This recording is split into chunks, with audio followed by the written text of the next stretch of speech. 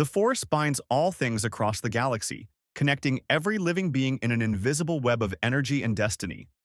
For 1,000 generations, the Jedi have served as its guardians, interpreting its will and maintaining balance. But what happens when something tears through the fabric of reality itself? Something the Force has never touched, never anticipated, never prepared for. What happens when a warrior who has killed gods, toppled pantheons, and walked through the depths of the underworld crashes into a galaxy at war? The first sign was the scream. Not a sound, but a disturbance that rippled through hyperspace like a wound torn in living flesh. Across Coruscant, Jedi Masters stumbled mid-step as the Force itself recoiled. On distant battlefields, Padawans gasped and clutched their heads. Even Yoda, deep in meditation within the temple, opened his eyes with an expression that hadn't crossed his features in centuries. Uncertainty. Above the dusty world of Christophilus, where Republic forces struggled to hold a critical supply line against separatist droids, reality broke. The hyperspace lane simply cracked. Space folded inward like crumpled flimsy, colors bleeding into impossible spectrums. Emergency klaxons wailed aboard the Republic Star Destroyer Resolute, as sensors screamed contradictory data. Captain Rex, leading his men through the canyons below, looked up to see the sky itself tear open. A wound of writhing energy that shouldn't exist, couldn't exist, yet burned across the heavens like a scar across the Force. And through it fell a man. He plummeted through Christophilus's atmosphere, trailing fire and impossible energy, or his body wrapped in the dying echoes of the rift. No ship, no ejection pod. Just a figure in bronze-colored armor, chains wrapped around his forearms, spinning through the air with the limp helplessness of the unconscious. The rift sealed behind him with a sound like thunder, leaving only silence and the shrieking winds of his descent. He hit the ground 3 clicks from the Republic's forward position. The impact crater was 30 meters wide. Dust and pulverized rock exploded outward in a wave that knocked clone troopers off their feet and sent battle droids tumbling like children's toys. When the dust settled, Captain Rex was already moving, his DC-15A blaster raised, his brothers forming a defensive perimeter around the crater's edge. "What the hell was that?" one trooper breathed. Rex activated his helmet's tactical display, he's scanning for life signs. The crater was deep enough that they couldn't see the bottom from the rim. Thermal readings spiked off the charts. Something down there was hot enough to melt durasteel. But there was no ship debris, no wreckage, just heat and an energy signature that made absolutely no sense. "Could be a separatist weapon," Rex said, his voice tight. "Stay sharp. If it moves, you light it up." They descended into the crater in formation, weapons trained on the center. The sides were glass smooth where sand had fused under impossible heat. And at the bottom, half buried in fractured stone, lay something Rex's training had never prepared him for. A man. Tall, powerfully built, skin ash white and marked with fading red tattoos that seemed to pulse with residual heat. He wore armor of bronze and leather, archaic and brutal in design, but it was the weapons that made Rex's finger tighten on his trigger. Chained blades, each as long as a vibro sword, lay coiled around the man's forearms. The chains glowed faintly, as if forged from some metal that remembered fire. Another weapon, an axe of ice-blue metal, lay half-buried nearby, frost spreading across the superheated stone where it touched. "Sir," one of the troopers whispered, "is he breathing?" Rex checked his scanner. Heartbeat confirmed. Impossibly slow, but steady. Strong. This man had just fallen from orbit without a ship and survived. "Secure the perimeter," Rex ordered. "Get a medic down here and contact General Skywalker. Tell him." The man's eyes opened. They were the color of old blood and burning coal, and they held the weight of 1,000 battlefields. For one frozen moment, each those eyes locked onto Rex's visor, and the clone captain felt something primal surge through his chest. Not fear exactly, but the deep recognition that he was looking at a predator. A warrior. Something that had walked through death and come back angrier. The man's hand shot out faster than Rex could track, seizing the barrel of his blaster. Metal groaned. The weapon crumpled like flimsy. "Where?" the man growled, his voice like grinding stone. Is my son? Rex stumbled backward as the warrior surged to his feet, chains rattling, eyes scanning the crater with the desperate intensity of a father searching for his child. The clone troopers opened fire on instinct, blue stun bolts lancing through the air. The man didn't dodge. The bolts struck his chest, his arms, his face, and dissipated like rain on Durasteel. "Stand down," Rex shouted. But the warrior was already moving. He was faster than anything human had a right to be. One moment standing, the next launching himself up the crater wall with strength that defied gravity. His fingers dug into fused glass like it was soft clay, and he hauled himself to the rim in 3 explosive movements. Troopers scattered as he landed among them, spinning in a crouch, scanning the horizon with wild eyes. "Atreus!" he roared, and the sound carried across the canyon like a war horn. "Boy!" More clones arrived, weapons raised. Rex scrambled up the crater wall, his mind racing. This wasn't a droid, wasn't separatist. This was something else entirely, something lost and dangerous and searching for someone who wasn't here. The warrior's breathing slowed as he took in his surroundings. The alien architecture of Christophilus, and the clone troopers in white armor, the distant thunder of artillery. His expression shifted from desperation to cold calculation. "This is not Midgard," he said quietly. "This is not any realm I know."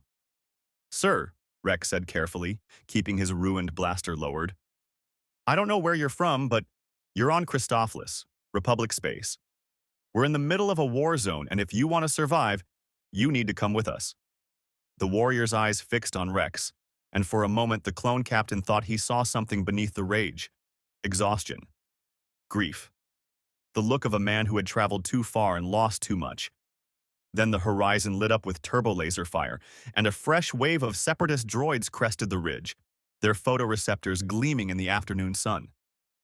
The warrior's hands moved to the chains at his wrists, and when he pulled, the blades came free with a sound like screaming metal. Fire ignited along their edges, not blaster heat, but something older and infinitely more terrible. "I have fought gods and monsters across 9 realms," he said, his voice dropping to a deadly calm. "I do not know your war. But if you are soldiers, I will fight alongside you. And if your enemies threaten children..." The blades ignited fully, wreathed in flames that shouldn't exist in a galaxy governed by physics and the Force. Then they will learn why I am called the Ghost of Sparta. If you want to see more characters enter the Star Wars galaxy, hit that subscribe button and drop the name of a character you'd want to see in the comments below. May the Force be with you. Rex had seen a lot in the Clone Wars. He'd fought on a dozen worlds, faced impossible odds, watched brothers die in his arms. But as he watched this scarred warrior stride toward an entire droid battalion with nothing but ancient blades and fury, he knew he was witnessing something that would become legend. The first droid raised its blaster. Kratos was already moving. The battle droids never stood a chance. Kratos moved through them like a force storm given flesh and fury. The blades of chaos sang through the air in wide, devastating arcs, their chains allowing him to strike at impossible angles. A B-1 battle droid raised its blaster rifle. Kratos' right blade took its head, the left bisected 2 more behind it, and the chains wrapped around a fourth, yanking it into the path of its own squad's fire.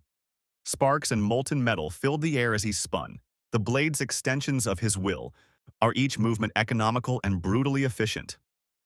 "By the Force," one clone trooper whispered, his blaster hanging forgotten in his hands. Rex had fought alongside Jedi. He'd seen General Skywalker cut through battle droids with his lightsaber, watched General Kenobi deflect blaster bolts with impossible precision. But this was different. The Jedi moved with grace, with the flow guiding their actions. This warrior moved with pure, calculated violence. Every strike placed with the expertise of someone who had spent lifetimes perfecting the art of killing. A super battle droid lumbered forward, wrist rockets primed. Kratos didn't slow. He yanked one blade back, the chain wrapping around his forearm, and caught the missile barrage on the flat of the weapon. Or the explosions washed over him in fire and shrapnel that would have vaporized an unarmored man. When the smoke cleared, Kratos stood untouched, ash settling on his shoulders like snow. The super battle droid had time to process one photoreceptor cycle of data before Kratos' fist went through its chest plate and tore out its central processor. Should we help him? A trooper asked. I don't think he needs it, Rex replied, unable to keep the awe from his voice. The droid battalion numbered 50 units. Kratos destroyed them in under 2 minutes. When the last B-1 fell, split from shoulder to hip, the ghost of Sparta stood alone in a field of smoking wreckage, his blades still burning with that impossible fire. He wasn't even breathing hard. Then he collapsed. The transformation was instant. One moment a warrior god, the next a man whose legs simply gave out. He fell to one knee, one hand bracing against the ground, the other clutching his chest. The flames on his blades sputtered and died. For the first time since emerging from the crater, he looked mortal. Rex was moving before he thought about it, his medic's instinct overriding tactical caution. Get a medic, now! Captain, wait! Someone shouted, but Rex was already kneeling beside the warrior, his scanner active. What he saw made no sense. Heart rate spiking to dangerous levels. Internal temperature fluctuating wildly. Energy readings that suggested the man's very cells were at war with themselves. What's happening to you? Rex asked. Kratos' head lifted, those burning eyes meeting Rex's visor. The rift. Damaged more than I thought. This place, the energy here, it's wrong. Fighting against... He coughed, and for a moment, Rex thought he saw something glowing beneath the man's skin, like embers beneath ash. Against what I am. We need to get you to a medical frigate. No. Kratos' hand shot out, gripping Rex's arm with enough force to dent the armor plating. No. I have been poisoned by the blood of gods, trapped in the depths of Tartarus, killed and resurrected. This I can endure. I must. My son.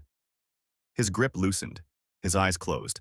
But he was still breathing, still fighting whatever war raged inside his divine physiology. Rex made a decision that would change everything. All units, fall back to the forward base. I want a secure perimeter and medical standing by. We're bringing him in. Sir, one trooper ventured, shouldn't we report this to... The sky lit up with the blue-white contrails of LAAT gunships descending from orbit. Rex's comm crackled to life, and a familiar voice cut through the static. Captain Rex, this is Skywalker. We felt something unusual through the Force, something that shouldn't be possible. What's your status? Rex looked at the unconscious warrior, at the field of destroyed droids, at the blades that still radiated heat despite being extinguished. He thought about protocol, about chain of command, about the 1,000 regulations that said he should report this immediately to command. But he also thought about the desperation in the warrior's voice when he'd called for his son. About the way he'd fought.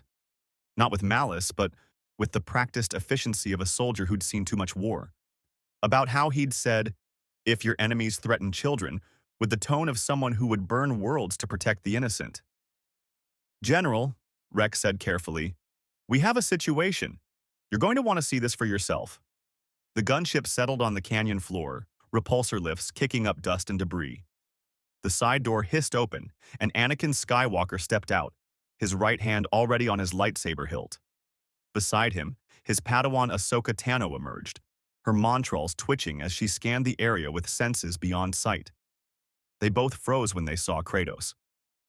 Anakin's hand didn't leave his lightsaber, but his eyes widened. What is that? A warrior, sir, Rex reported. Came through some kind of spatial anomaly, destroyed an entire droid battalion single-handedly, then collapsed. He's asking for his son. Ahsoka moved closer, her head tilted in that way she had when sensing something through the Force. Master, do you feel that? Yeah, Snips.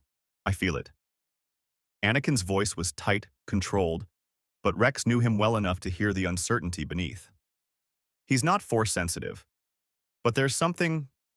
It's like the Force doesn't know what to do with him, like he's a blind spot. Or a wound, Ahsoka whispered. Kratos' eyes snapped open.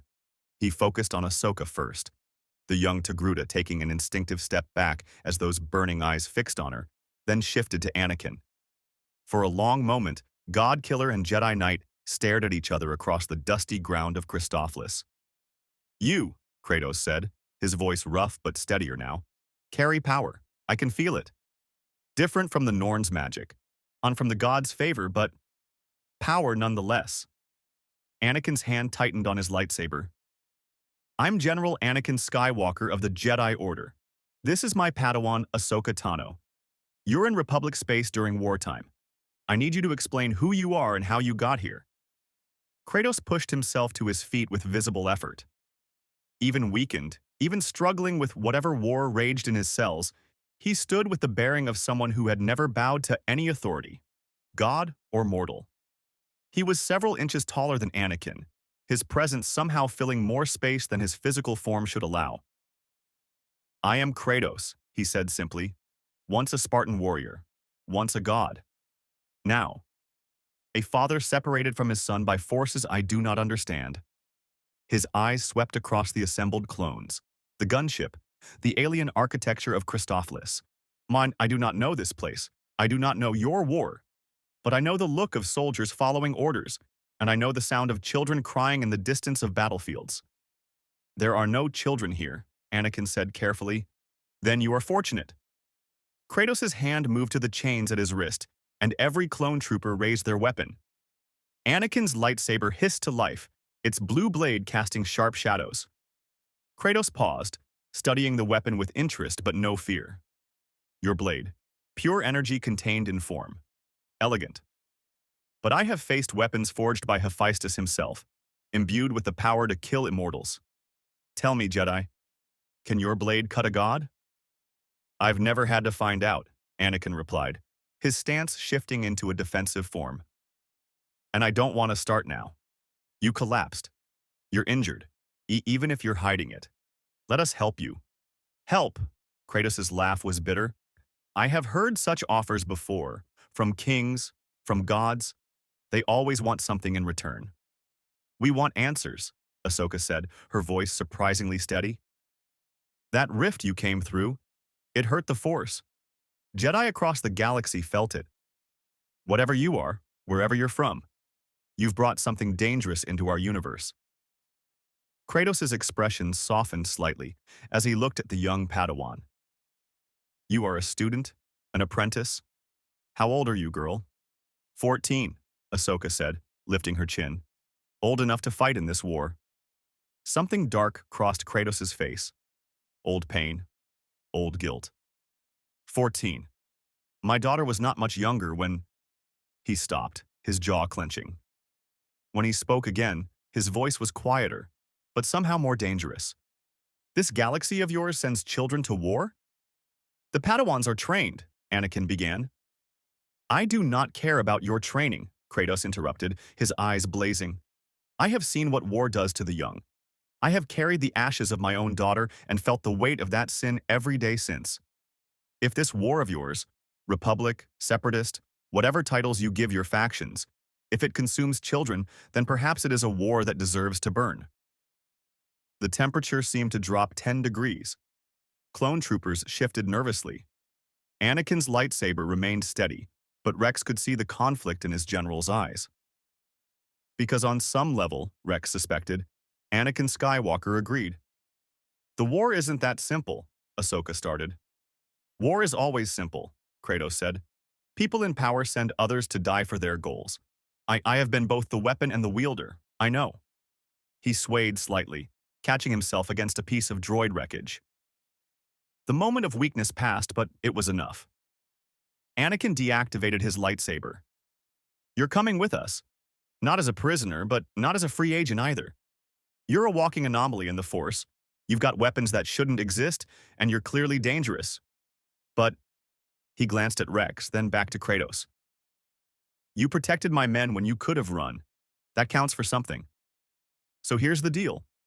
You come aboard my ship, we get you medical attention, and you explain everything. Then we figure out what to do with you. Kratos studied Anakin for a long moment. Rex held his breath, certain this would go wrong, certain the warrior would refuse and this would end in violence. Instead, Kratos nodded slowly. You know, you fight for your soldiers. I can respect that. I will come. But know this, Skywalker, I am no one's weapon. Not anymore. If your war threatens innocence, if your republic is simply another pantheon of false gods ruling from on high, the blades of chaos ignited briefly, a reminder of the destruction they could unleash. Then God Killer is not just a title, it is a promise. Anakin's smile was grim. Sounds like you'll fit right in. As they loaded Kratos onto the gunship, Rex caught Ahsoka's eye. The young Padawan looked shaken. "Captain," she whispered, "I've never felt anything like him. It's like the Force itself is afraid of what he represents." Rex thought about the way Kratos had fought, the way he'd spoken about his daughter, the way he'd collapsed not from weakness, but from sheer will, forcing his body to function in an alien reality. "Maybe it should be," Rex said quietly. The gunship lifted off, carrying the ghost of Sparta toward the Resolute, and toward a destiny that would shake the foundations of the Clone Wars. The medical bay of the Resolute had seen its share of unusual cases. Clone troopers with injuries that should have been fatal, Jedi recovering from Force exhaustion, even the occasional captured Separatist officer. But nothing had prepared the medical staff for Kratos. "His cellular structure is impossible," Kix muttered, staring at the datapad displaying Kratos' vital signs. The clone medic had run the scans 3 times, certain the equipment was malfunctioning. "His bone density is off the charts. His muscle tissue is layered in a way that shouldn't be viable. Why, and his blood?" He looked up at Captain Rex with wide eyes. "Captain, his blood is literally glowing, faintly, but it's there." Rex stood with arms crossed, watching through the observation window as Kratos sat on the medical bed, refusing to lie down. The warrior had allowed the scans but declined sedation, pain medication, or any treatment beyond basic examination. He sat bare-chested now, his bronze armor removed and stacked carefully within arm's reach, those crimson tattoos stark against ash-white skin. "What about the energy readings?" Rex asked. "That's the strangest part." Kix pulled up another display. When he first arrived, his internal energy was chaotic, like 2 different power sources fighting for dominance. But over the past hour, it's been stabilizing. Whatever's happening inside him, he's adapting. So fast. Through the observation window, Kratos' head turned, his eyes locking onto Rex despite the one-way transperisteel. He couldn't possibly know he was being watched, but somehow he knew. The corner of his mouth twitched. Not quite a smile, more an acknowledgement of a fellow warrior's caution. The door hissed open, and Anakin strode in, Ahsoka following close behind. Both looked troubled. "Captain Kix, give us the room," Anakin ordered. "I need to speak with our guest." As the clones filed out, Rex caught a last glimpse of Kratos, who had risen to his feet. Even without his weapons, even in an unfamiliar ship surrounded by potential enemies, he carried himself with absolute confidence. The door sealed, and Rex could only wait. Inside the medical bay, Anakin approached Kratos with measured steps, me keeping his hands visible and away from his lightsaber. Ahsoka hung back, her leku twitching as she maintained her Force awareness. "Your scans are interesting," Anakin began. "Our medics say you're healing from injuries that should take weeks, possibly months. And your internal energy signature is stabilizing faster than should be possible." "I have died and returned to life more times than I can count," Kratos replied, his voice matter-of-fact. "My body knows how to mend itself. This place, this reality, it fights against what I am, but I am stronger." He flexed his hands, studying them as if seeing them for the first time. "Already, I feel the resistance weakening. Soon, I will be as I was." "That's what concerns me," Anakin admitted. "You destroyed 50 battle droids in minutes, and you say you weren't at full strength. What are you at full strength?" Kratos' eyes met Anakin's, and for a moment the Jedi saw something in those depths. Battlefields beyond counting, gods torn apart by bare hands, realms burning under divine wrath. Then it was gone, replaced by something harder to read. "I am what gods fear," Kratos said simply. "I am what happens when a weapon learns to think for itself." Ahsoka stepped forward, her young voice cutting through the tension. "You mentioned a son, Atreus. Is he in danger?" The change in Kratos was immediate. His shoulders sagged slightly. the warrior's mask cracking to reveal the father beneath. I do not know. We were traveling between realms when the rift took me. He should have remained safe in Midgard, but his hands clenched into fists. I have lost a child before, and I will not lose another. We'll help you find him, Ahsoka said immediately. Snips! Anakin started, but his Padawan cut him off. Master, he's a father looking for his son. We can't just ignore that. Anakin sighed, running a hand through his hair. He knew that tone. Ahsoka had made up her mind, and arguing would only waste time. Besides, he understood Kratos' desperation more than he cared to admit. The attachment, the fear of loss, these were things the Jedi Code warned against, things Anakin struggled with every day. We'll do what we can, Anakin said carefully. But first, I need to understand what you are. You're not Force-sensitive. I'd feel it if you were. But you have power. Real power. Where does it come from? Kratos was silent for a long moment, weighing how much to reveal. Finally, he spoke. I was born mortal, a Spartan warrior who pledged himself to Ares, the god of war, in exchange for victory over my enemies. He granted me power beyond mortal limits, but the price. His jaw clenched. The price was everything. He manipulated me, made me kill my own wife and daughter in blind rage. When I learned what he had done, I hunted him. And I killed him. You killed a god, Anakin said slowly. The first of many. Kratos' voice carried no pride, only grim acknowledgement. I destroyed the Greek pantheon, killed Zeus himself and left Olympus in ruins. The power I carry is divine essence. The remnants of gods I have slain, absorbed into my being. Ahsoka's montrals had flattened against her head, her expression a mixture of horror and fascination. But how?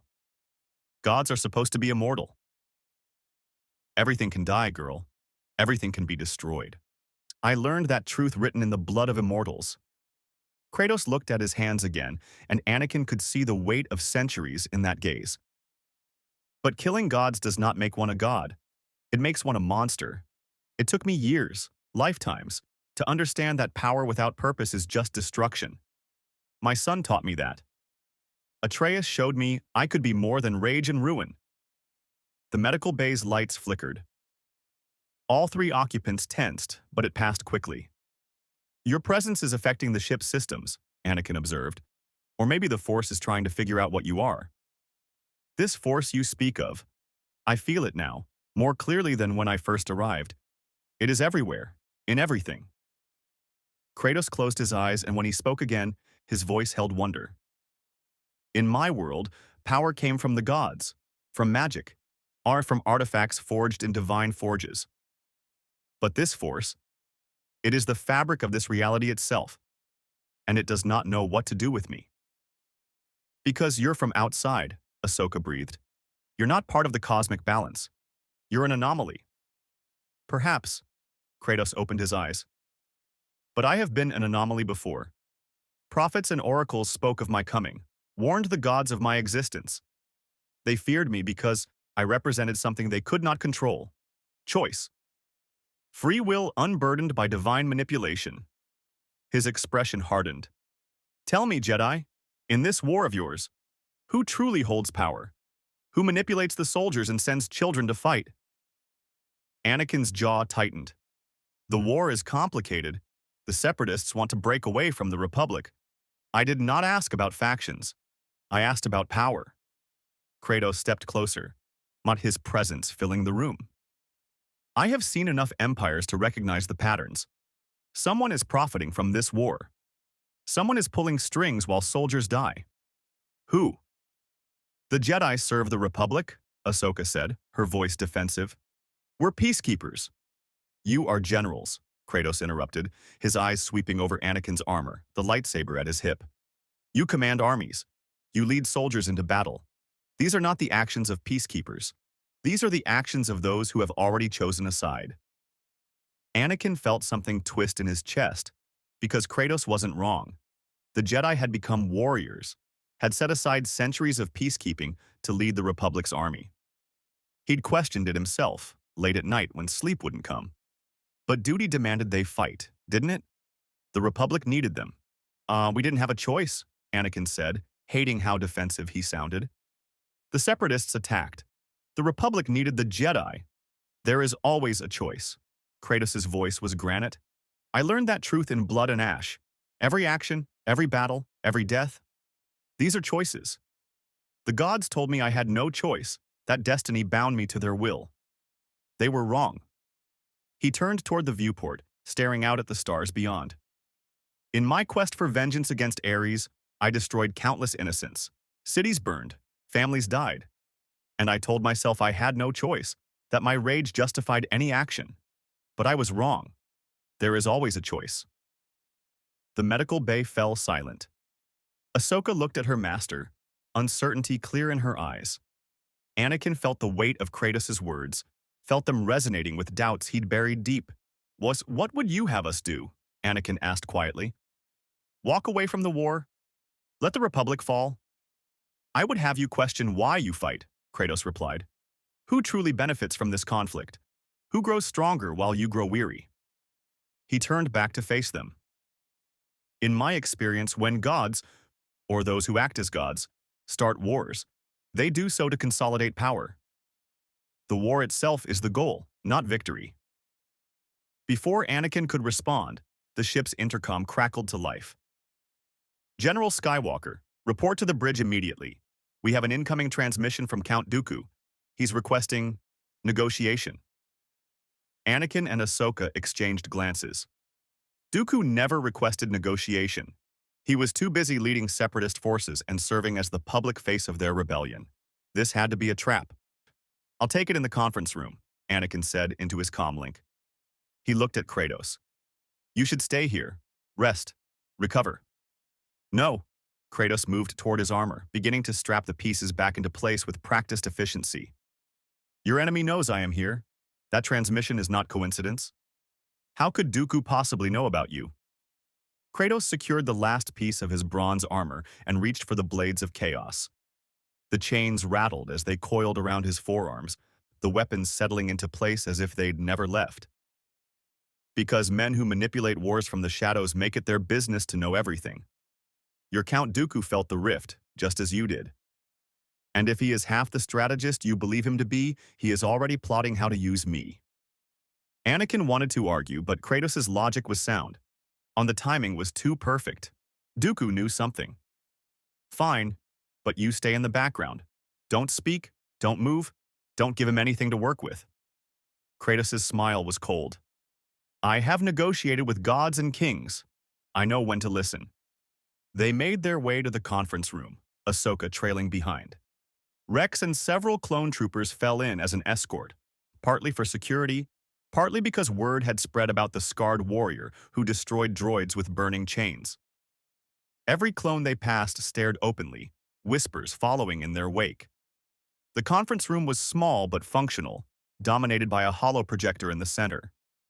Anakin positioned himself in front of it, Ahsoka to his right. Kratos remained in the shadows along the wall, his presence somehow both unobtrusive and impossible to ignore.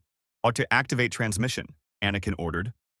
The holoprojector flickered to life, and Count Dooku's aristocratic features materialized in blue-white light. The elegant Sith Lord, though Anakin had no proof of that yet, smiled with practiced civility. General Skywalker, how unexpected to find you in this sector. I trust Christophilus is treating you well? Cut the pleasantries, Dooku. What do you want?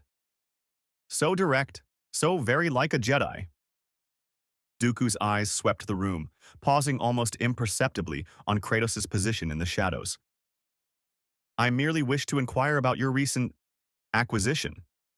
The energy spike was quite remarkable. Something from beyond our reality, I suspect?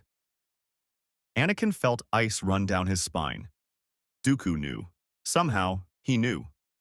I don't know what you're talking about, Anakin lied. Please, Skywalker, I do not insult my intelligence. Dooku's smile widened.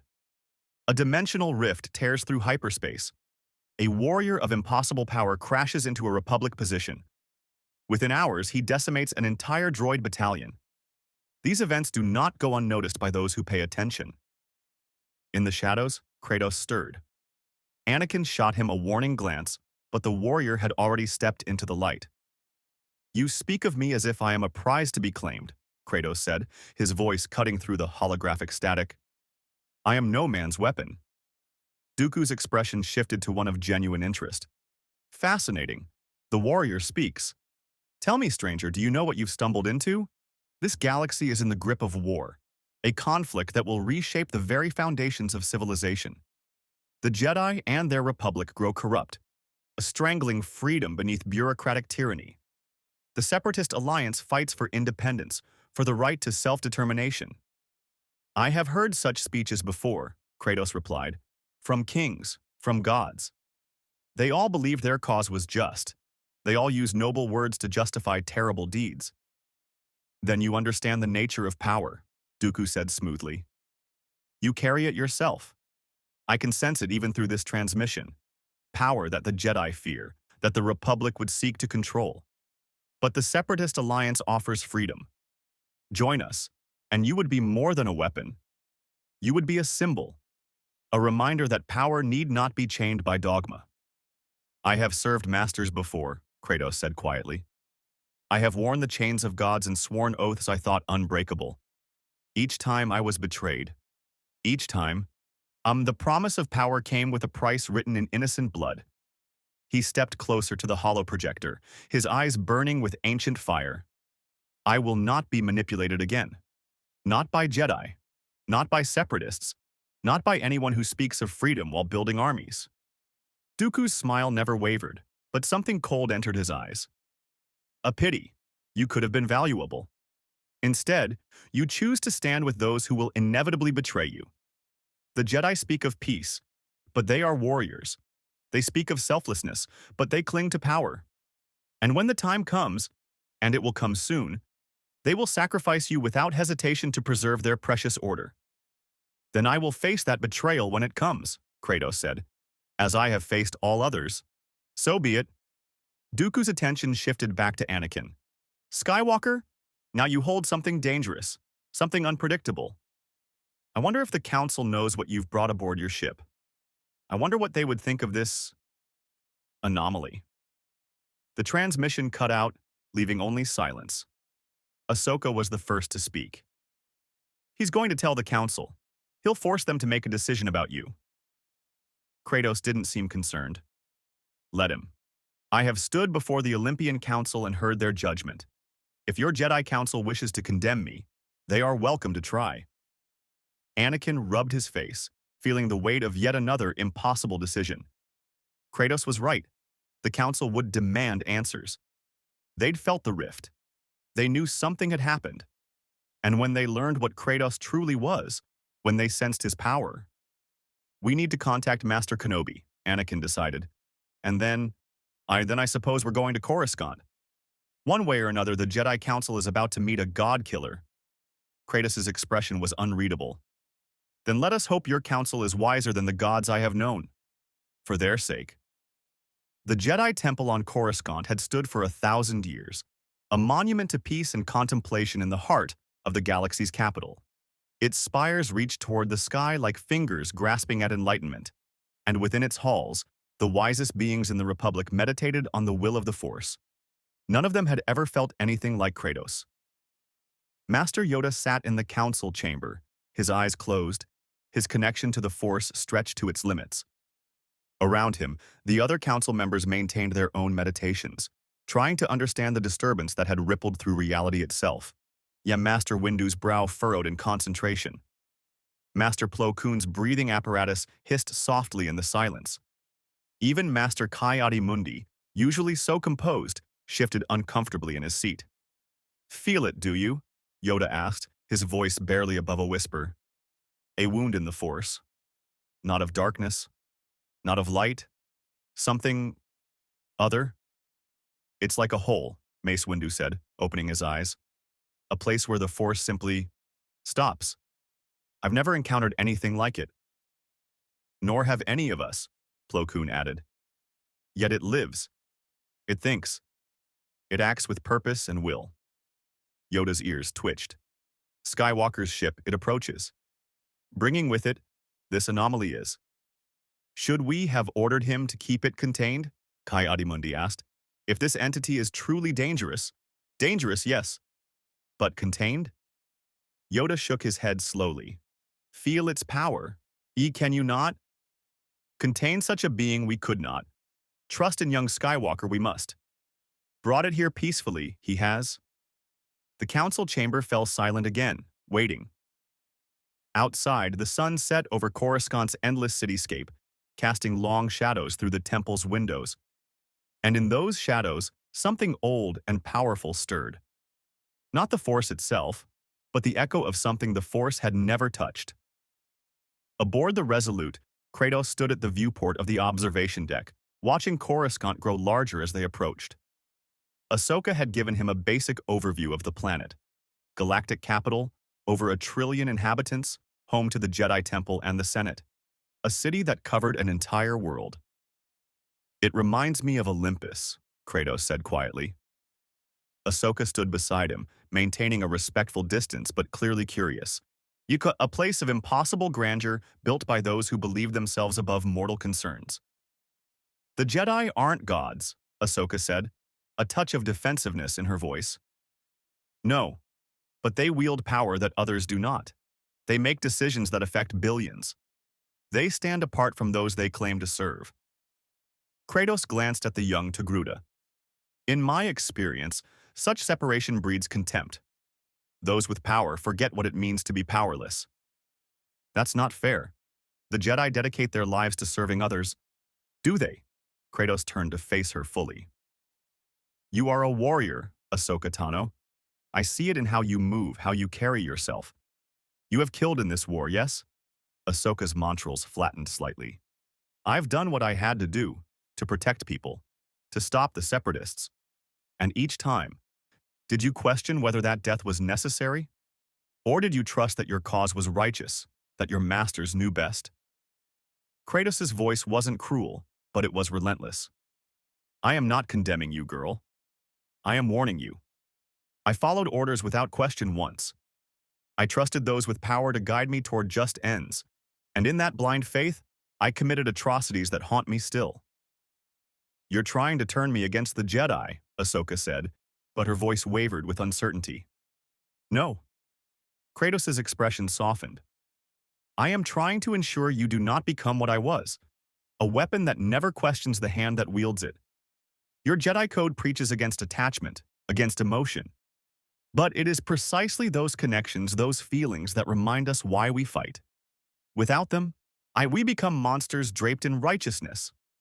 The door hissed open and Anakin entered, Obi-Wan Kenobi at his side. The bearded Jedi Master studied Kratos with the careful attention of someone assessing a dangerous animal. Master Kenobi, Kratos acknowledged. So you're the one who's been causing such disturbance in the Force, Obi-Wan said, his tone diplomatic but wary. Anakin has told me about you, a god-killer from beyond our reality. That is one title among many, Kratos replied. And the Blades of Chaos? The divine power you carry?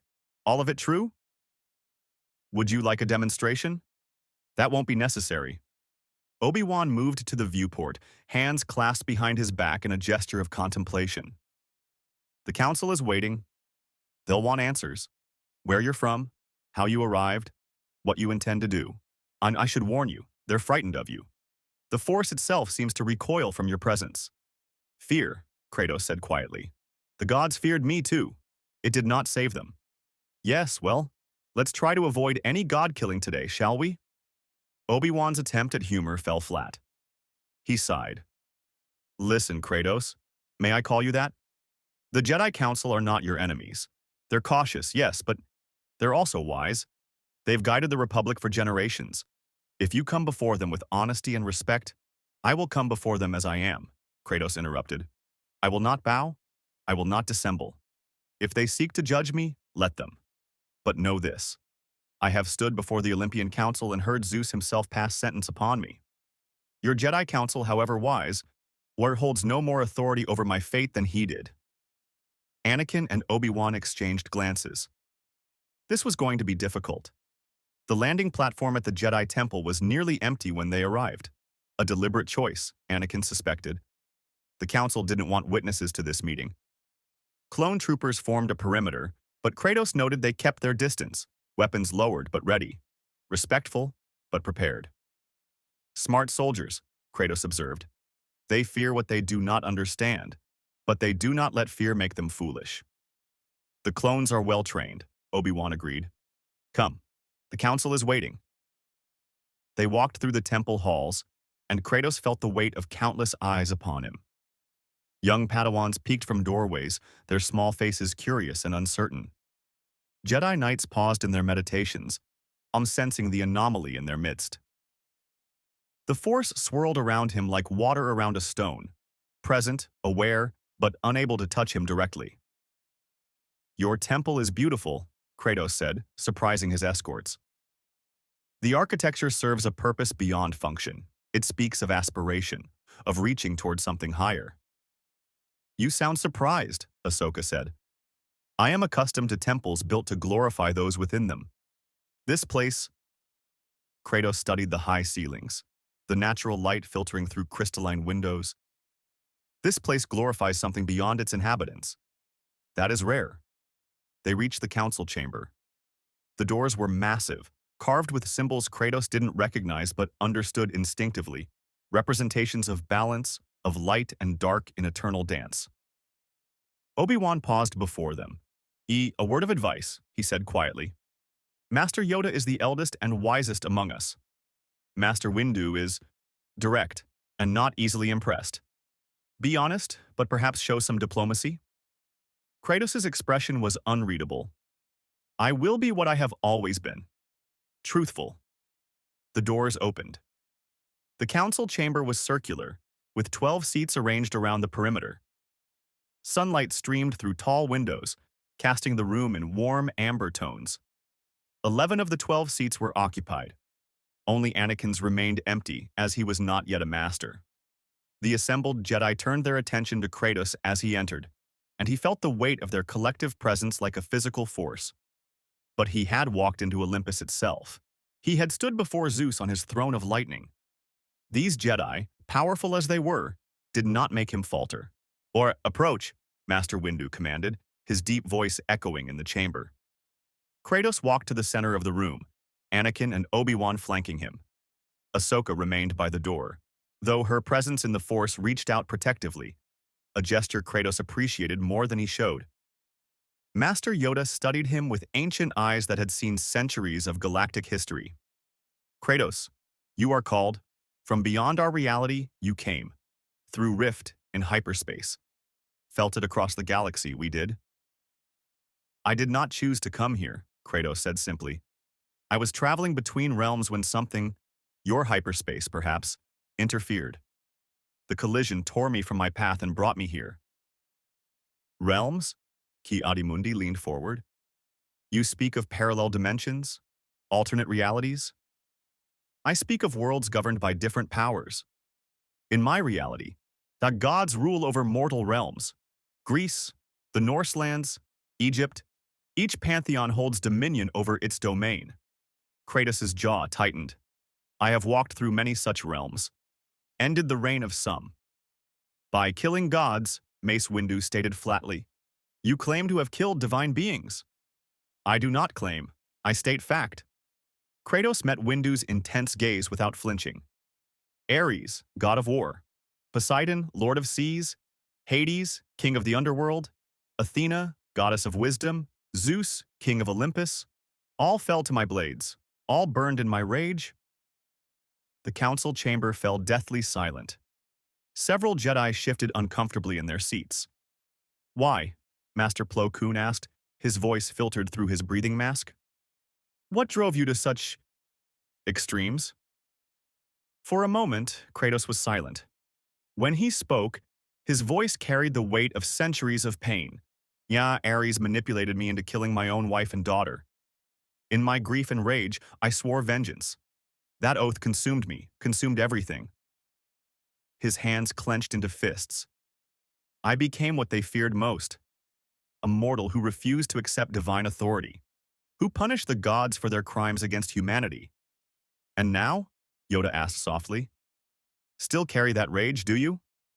Every day, Kratos admitted. but I have learned to control it, to direct it. My son taught me that strength without temperance is simply destruction. That power means nothing without purpose. He looked around at the assembled Jedi. I sense you understand this. You fear the dark side of your force, yes? You train to resist its pull? The dark side is seductive, Mace Windu said. It offers power through passion, through emotion unchecked. When we resist it through discipline and detachment. Then you are fools, Kratos said, and the temperature in the room seemed to drop. Emotion is not the enemy. Unchecked emotion, yes, that is dangerous. But to deny feeling entirely? To sever all attachment? He shook his head. I tried that once. I believed that by killing my emotions I could escape my pain. But emotions suppressed become wounds that fester. It was only when I accepted my grief, my love for my son, that I found true strength. The Jedi Code has guided our order for millennia, Windu said, his voice hard. We do not need philosophy lessons from an outsider. Peace, Yoda interjected, raising a hand. Challenged our beliefs, he has. Uncomfortable this makes us, but wrong, is he? The ancient Jedi Master's eyes never left Kratos. Your power, explain it. Divine essence, you carry, how does it work? Kratos considered his answer carefully. When I kill a god, their power does not simply vanish. It is absorbed, integrated into my being. I carry fragments of divine strength, Poseidon's rage, Hades' resilience, Zeus's lightning. But this power comes at a cost. Each god I killed added to the weight I carry. Each death is a scar on my soul. Yet you continue to use this power, Obi-Wan observed, because it is all I have. Because in a universe of gods and monsters, mortals need weapons that can level the field. Kratos' expression hardened. Your force. I feel it everywhere in this galaxy. It connects all living things, you say. But what of those it does not connect? What of anomalies like me? Oh, do we simply not exist in your philosophy? The force surrounds and penetrates all living things, Master Plo Koon said. Even you, though, differently. It's as if the force acknowledges your existence but cannot touch you directly. Perhaps because I am not native to this reality, Kratos suggested. Or perhaps because I carry power that predates your force. Divine essence from gods who existed before your cosmos, new order. Yoda hummed thoughtfully. A disruption, you are, to the balance. Feel it, the dark side does. Feel it, the light does. Both seek to understand you. Both fail. I am neither light nor dark, Kratos said. I am simply myself. A warrior seeking redemption for sins that can never be forgiven. Redemption, Mace Windu repeated, and there was something softer in his voice now. You seek atonement? Every day, but I do not expect forgiveness. I do not deserve it. Kratos looked down at his hands, hands that had killed gods, that had destroyed pantheons, that now trembled with the memory of his daughter's ashes. I can only try to be better than I was. To protect rather than destroy. To guide my son toward a future I could never have. Your son, Yoda said gently. Lost, you believe him to be? The rift separated us. He is young, powerful, but untrained. If he is alone in some hostile realm. Kratos' voice roughened with barely controlled emotion. I cannot lose another child. I will not. Ahsoka stepped forward from her position by the door. Masters, Kratos protected our troops on Christophlis. He could have fled, could have used the chaos to escape, but he fought to defend soldiers he'd never met. That has to count for something. Young Tano speaks truth, Yoda acknowledged. Yet powerful, this one is. Dangerous, unpredictable. Keep him close, should we? Or send him away? You cannot send me away, Kratos said quietly. You cannot imprison me. You cannot control me. These are facts, not threats. I respect what you have built here. This temple, this order. But I will not be ruled by it. Then what do you propose? Mace Windu asked. Kratos met the Jedi Master's eyes. I propose we acknowledge reality. I am here, in your galaxy, whether by accident or design. I carry power that frightens you, as it should. but I am not your enemy unless you make me one. Allow me to search for my son. Allow me to exist without attempting to bind me to your laws. And in return, he paused, choosing his words carefully. In return, I will not interfere with your war.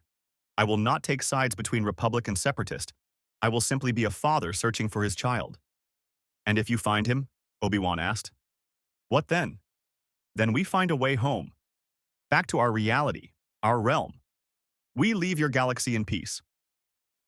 The council members looked at one another, silent communication passing between them through the Force. Finally, Yoda spoke. Acceptable, this seems. But conditions we have? 1. Skywalker, you will accompany. Keep watch, he will.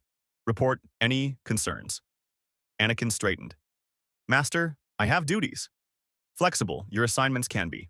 Important, this task is? Yoda's gaze shifted back to Kratos. 2. Any threat to innocence you see, act you must. Power you have. Responsibility it carries. I have spent years learning that lesson, Kratos said. I will not stand idle while innocents suffer. And 3, Mace Windu added, his voice stern. If we determine that your presence poses a threat to the galaxy, to the balance of the Force itself, you will submit to the Council's judgment. Kratos was silent for a long moment. Then he smiled, a cold, dangerous expression. Master Windu, I submitted to Zeus's judgment once. He sentenced me to eternal servitude, bound me to the Furies, condemned me to carry Pandora's box through Hades itself. I completed his trials. I endured his punishments. And then I tore his throne from Olympus and cast him down. The smile faded. I respect your counsel, but I will never again submit to another's judgment of my worth. If you deem me a threat, then we will see whose power is greater. But know this. I have defeated gods. I have toppled divine thrones. I have walked through death itself and returned stronger. The challenge hung in the air like a blade. Several council members reached instinctively for their lightsabers, though none activated them. The tension was palpable, suffocating. And then Yoda laughed, a sound like wind chimes in a gentle breeze. Honest at least you are. Appreciate that, I do. The ancient Jedi Master's ears wiggled with something that might have been amusement. Go then, Kratos of Sparta. Search for your son. Anakin will accompany you. And may the Force... He paused, tilting his head. Well, perhaps not. May your path be clear, instead. The council chamber doors opened. The audience was over. As they left, Obi-Wan fell into step beside Kratos. That was remarkably foolish, he said quietly. Yes, you essentially threatened the entire Jedi Council. I stated truth, Kratos replied. I will not be controlled. Better they know that now than discover it later through violence. And you really believe you could defeat the entire Jedi Order? Kratos glanced at the Jedi Master. I have destroyed pantheons, but I hope never to find out. War between us would benefit no one.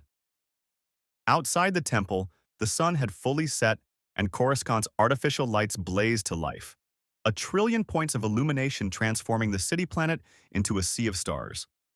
Kratos stood at the edge of the platform, looking out over the incomprehensible vastness. Somewhere in this galaxy, he said softly, my son waits for me, or he searches, as I search. Either way, I will find him. Anakin joined him at the rail. We'll start in the morning. I'll have R2 analyze the hyperspace data from the rift. Maybe we can track where it came from, where else it might have touched this reality. Thank you, Skywalker. Call me Anakin. The Jedi looked at Kratos with something like understanding. I know what it's like to fear losing someone you love. The Council preaches detachment, but some bonds. He trailed off, thinking of Padme, of Ahsoka, of Obi-Wan. Some bonds are worth breaking rules for. Kratos nodded slowly. You understand. That makes you dangerous to their order. Yeah, Anakin said quietly. I know. In the shadows of the temple, far from the platform where Kratos and Anakin stood, a hooded figure watched through ancient eyes. Chancellor Palpatine smiled to himself, feeling the currents of the Force shift and swirl around this new variable. An anomaly. A god-killer. a warrior who could not be turned to the dark side because he had already walked that path and emerged scarred but unbroken. How interesting. The Coruscant underworld never slept. Kilometers below, the gleaming Senate towers and pristine temple spires, in the levels where sunlight was a myth and the law was a suggestion, a different kind of life thrived. Here, smugglers made deals in smoke-filled cantinas, bounty hunters tracked their quarry through rusted corridors, and information brokers sold secrets that could topple governments. It was in one such establishment, a dingy bar called the Slaughtered Minoc, that Kratos found his first lead. "You're sure about this?"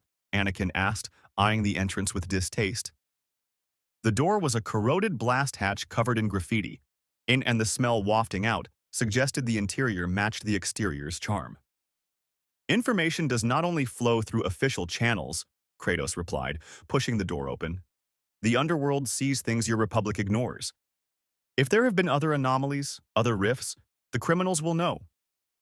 Inside, the cantina was exactly as unpleasant as Anakin had feared.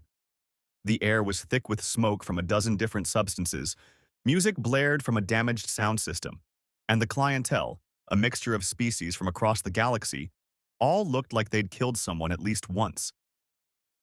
Conversation died as Kratos entered, his scarred visage and archaic armor drawing immediate attention. A Rhodian at the bar reached for his blaster. Kratos' hand shot out, faster than thought, and caught the alien's wrist before the weapon cleared its holster. He applied just enough pressure to make bones creak. "I am not here for trouble," Kratos said calmly. "I am here for information." He released the Rhodian, who clutched his wrist and scurried away. The message was clear. Don't start fights you can't finish. Anakin kept his hand near his lightsaber as they approached the bar. The bartender, a scarred Weequay with cybernetic eyes, studied them with professional disinterest. "Don't get many Jedi down here," the bartender said. "And I've never seen anything like you," he added, nodding to Kratos. "I need information about spatial anomalies," Kratos said, placing a credit chip on the bar. Anakin had provided it. Republic funds, though the Jedi Knights suspected the Council wouldn't approve of how they were being spent. "Rifts, hyperspace disturbances. Anything unusual in the past few days?" The bartender's cybernetic eyes whirred as they focused on the credit chip. "That's a lot of money for rumors." "Then let us hope the rumors are valuable." The Weequay palmed the chip and leaned closer. "Word is there have been 3 incidents. First was Christophilus. That's you, I'm guessing. Second was in the Outer Rim, near Ryloth. Smugglers reported seeing something fall from the sky. No ship, just a figure. By the time anyone got there, it was gone. Third," he paused, glancing around nervously. "Third was in separatist space, Utapau. The Confederacy locked down the whole sector. No one's talking, but the word is they found something. Someone." Kratos' hands clenched. "A child? Did they find a child?" "Don't know specifics.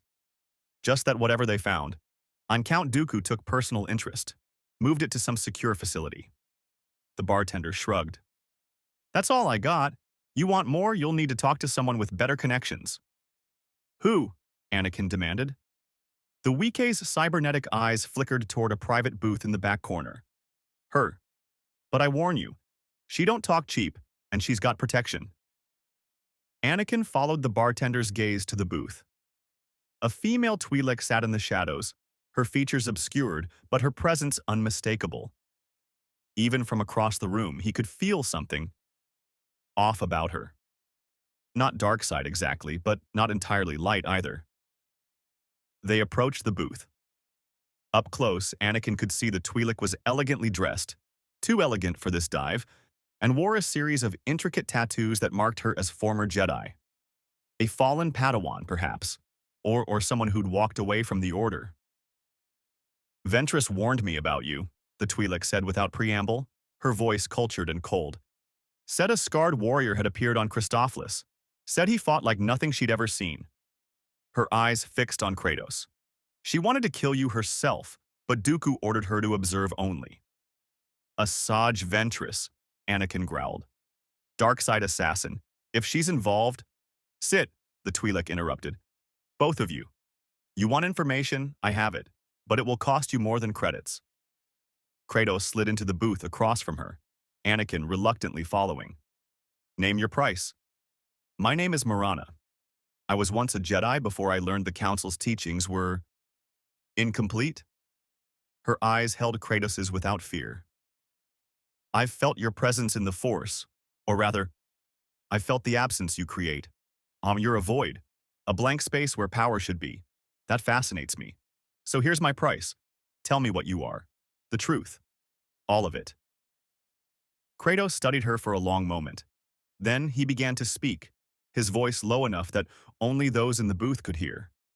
He told her everything. Sparta, Ares, the death of his family, the destruction of Olympus, his journey through the Norse realms with Atreus. Marana listened without interruption, her expression shifting from skepticism to wonder to something like understanding. When Kratos finished, Marana sat back. A god killer, truly. And now you're searching for your son, who may have fallen into this galaxy as you did. Yes, Kratos said simply. Then I have good news and terrible news, Marana replied. The good news, your son is alive. The Separatists did find someone on Utapau. A boy, young, yet maybe 12 or 13. He was confused, disoriented, but he had power. Raw, untrained power that made even Ventress nervous. Kratos' entire body tensed. Atreus, where is he? The terrible news, Dooku has him. Took him to a facility on Sereno, Dooku's homeworld. It's heavily fortified, protected by droid armies and separatist warships. More than that, Marana's expression darkened. Dooku is training him, teaching him about the Force, about the dark side. Your son has been there for 3 days now, and according to my sources, he's learning fast. Too fast. Anakin's blood ran cold. He's turning a child to the dark side? He's giving a lost boy purpose and power, Marana corrected. Dooku is many things, but he's not needlessly cruel. He's likely positioned himself as a mentor, a guide. To your son, who appeared in a hostile galaxy without his father, Dooku probably seems like salvation. Kratos stood, the movement so sudden and violent that the entire cantina fell silent. The blades of chaos materialized in his hands, flames igniting along their edges.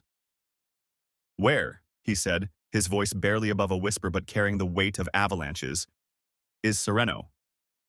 Sit down, Marana said calmly. Before you burn this place to the ground and get us all killed. I'm trying to help you. Kratos didn't sit, but the flames on his blades dimmed slightly. Anakin could feel the rage radiating from the warrior, not the wild, uncontrolled fury of the dark side, but something older and infinitely more dangerous. This was the anger of a father whose child had been taken. This was the wrath that had toppled Olympus. Sereno is deep in Separatist territory, Anakin said quietly. We can't just fly there. We'd need an army. Then we get an army, Kratos interrupted. It's not that simple. The Republic can't authorize a full assault just to rescue one boy. The Senate would never approve. Kratos' eyes fixed on Anakin, and the Jedi saw something in those depths that made him stop talking. Then I go alone. Point me towards Sereno, and I will tear through every droid, every ship, every obstacle between me and my son. That's suicide, Anakin argued. Even for someone with your power, I have stormed the gates of Hades. I have climbed Mount Olympus while the gods themselves sought to stop me. I have crossed the bridge of the damned and walked through the desert of lost souls. Kratos' voice was absolute certainty. I will reach my son. The only question is how many die trying to prevent me. Marana cleared her throat. There might be another way. A smuggler's route, old hyperspace lanes that the Separatists don't monitor. It would get you close to Sereno without triggering their defenses. But you'd need a ship with a good pilot and transponder codes that would get you past the orbital checkpoints. Can you provide these things? Kratos asked. For a price. I have already told you my truth. What more do you want? Marana smiled. Take me with you. I want to see what happens when a god killer meets a Sith Lord. That's worth any price. No, Anakin said immediately. Absolutely not. We're not bringing a former Jedi with questionable loyalties into a hostile system. You need her, Kratos interrupted, his eyes never leaving Marana's. She has resources we lack, connections in places you cannot reach. And she is right. We need a ship and codes. He tilted his head slightly. But know this, Marana. If you betray us, if you endanger my son in any way, I will kill you before you can blink. I have killed goddesses of wisdom and strategy. Do not think your cleverness will save you. Understood, Marana said, seemingly unbothered by the threat. I have a ship docked at Landing Bay 47. She's fast, well-armed, and her transponder codes are flexible. We can leave within the hour. As they left the cantina, Anakin pulled Kratos aside. Are you sure about this? We don't know if we can trust her. We cannot, Kratos agreed. But we have no choice. My son is in the hands of a Sith Lord. Every moment we delay is another moment Dooku has to corrupt him, to turn him into a weapon. His jaw clenched. Sam, Atreus is strong. He is good, but he is also young and afraid. I know what fear can drive someone to do. I know what promises sound reasonable when you are desperate. The dark side is seductive, Anakin said quietly, thinking of his own struggles, his own temptations. Especially to someone with power. If your son is as strong as you say, then he is in more danger than you can imagine. Kratos' eyes burned with intensity. In my world, Atreus is half-god. He carries divine blood, divine potential. If your force resonates with that power, if it amplifies what he already is, he shook his head. I have seen what happens when godlings lose their way. I cannot let my son walk that path. They made their way back to the surface levels, Marana leading them through a maze of service corridors and maintenance shafts that avoided the usual traffic. The former Jedi moved with practiced ease through the underbelly of Coruscant, clearly familiar with its hidden routes. You know this place well, Anakin observed. I lived down here for 5 years after leaving the Order, Marana replied. The underworld has its own rules, its own hierarchy. Easier than the hypocrisy above. She glanced at Anakin. You feel it too, don't you? The disconnect between what the Jedi claim to be and what they actually do. The Jedi aren't perfect, Anakin said defensively. But they're trying. They're failing, Marana interrupted. They've become generals in a war they don't understand, serving a republic that grows more corrupt by the day. And they do it all while preaching detachment, while denying the very emotions that make them capable of compassion. She smiled without humor. Your friend here understands. He's walked the path of power without wisdom. He knows where it leads. Which is why I will not let my son follow me, Kratos said. I have taught him to be better than I was, to feel without being consumed, to fight without becoming a monster. His hands clenched. But if Dooku has convinced him that his father is dead, that he is alone, the dark side will seem like strength when all you feel is fear. They reached Landing Bay 47 as the Coruscant night deepened. Marana's ship was a modified YT-2400 freighter, sleek, fast, and bristling with weapons that were decidedly illegal for civilian craft. Anakin recognized several modifications that suggested this ship had seen serious combat. She's called Shadow's Price, Marana said with obvious affection. Bought her with money I earned hunting down criminals the Jedi couldn't touch. Ironic, isn't it? I do their dirty work better than they ever could, precisely because I'm willing to get my hands bloody. As they boarded, Anakin sent a coded message to Obi-Wan. Following lead on Kratos' son, heading to Sereno. Don't tell the Council. The response came back almost immediately. Anakin, this is madness. Sereno is Dooku's stronghold. You'll be walking into a trap. I know, but we have to try. A pause. Then, may the Force be with you, old friend. I'll cover for you as long as I can. The Shadow's Price lifted off smoothly, climbing through Coruscant's traffic lanes toward the upper atmosphere. Kratos stood in the cockpit, watching the city planet shrink behind them, in his reflection ghostly in the viewport. When we reach Sereno, he said quietly, there will be violence. Dooku will not surrender my son willingly, and I will not ask twice. I know, Anakin replied. I felt your power. I know what you're capable of. But Kratos, Dooku is different from the gods you fought. He's not just strong in the Force. He's strategic, patient, manipulative. He'll use your son against you. Then I will need to be stronger than my rage, Kratos said. Stronger than my fear. I will need to be the father Atreus deserves, not the monster I once was. He turned to face Anakin. That is why I am glad you are here, Skywalker. You fight with emotion but maintain control. You love without being consumed. Maud, you are what the Jedi claim to be but rarely achieve. Balanced. Anakin felt something twist in his chest at those words. Balanced. If only Kratos knew how close to the edge he walked every day, how the dark side whispered in quiet moments, how rage and fear lurked just beneath his control. I'm not sure I'm the example you think I am, Anakin admitted. Perhaps not, Kratos agreed, but you try. That is more than most can say. The ship jumped to hyperspace, the stars stretching into lines of light. They were committed now.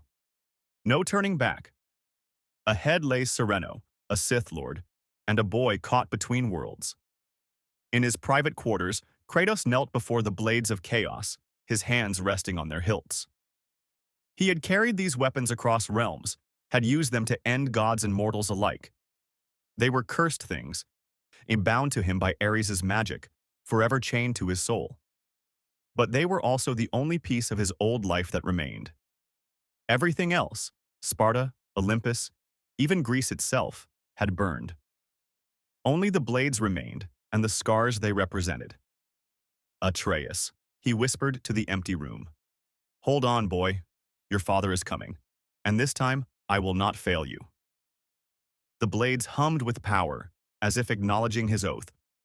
And somewhere in the hyperspace between stars, the Force itself seemed to shudder, aware perhaps that something unprecedented was approaching.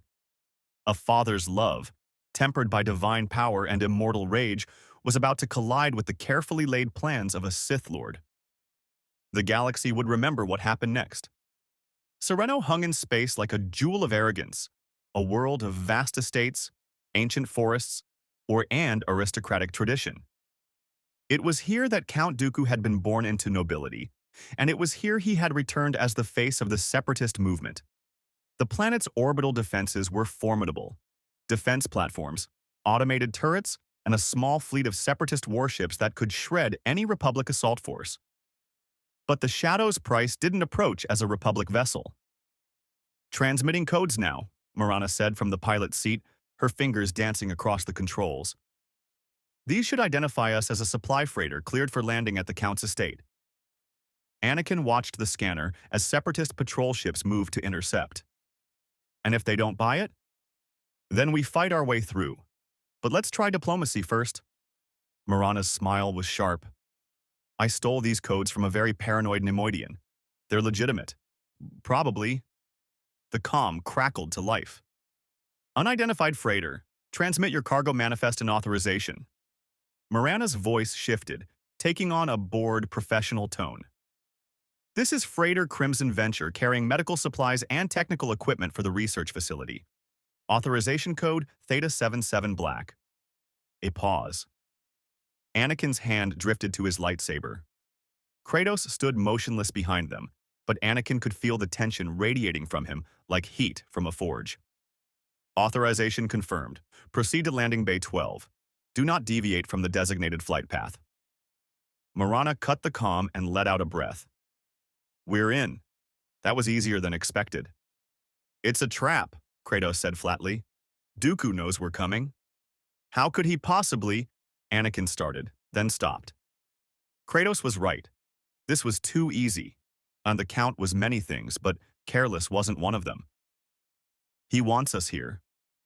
Of course he does, Marana agreed, guiding the ship through Sereno's atmosphere. The question is why? What does he gain from letting us walk into his stronghold? Kratos' eyes were distant, calculating. He gains leverage. He has my son. He knows I will come. And he knows that a father desperate to save his child will make compromises. Below them, Dooku's estate came into view, a sprawling complex of elegant architecture surrounded by manicured gardens and natural forest. At its heart stood a central tower, dark stone reaching toward the sky like an accusatory finger. Even from orbit, Anakin could feel something emanating from that tower. The dark side, yes, but also something else.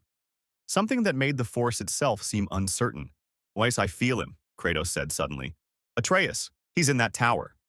His hands clenched. He's afraid, but he's alive.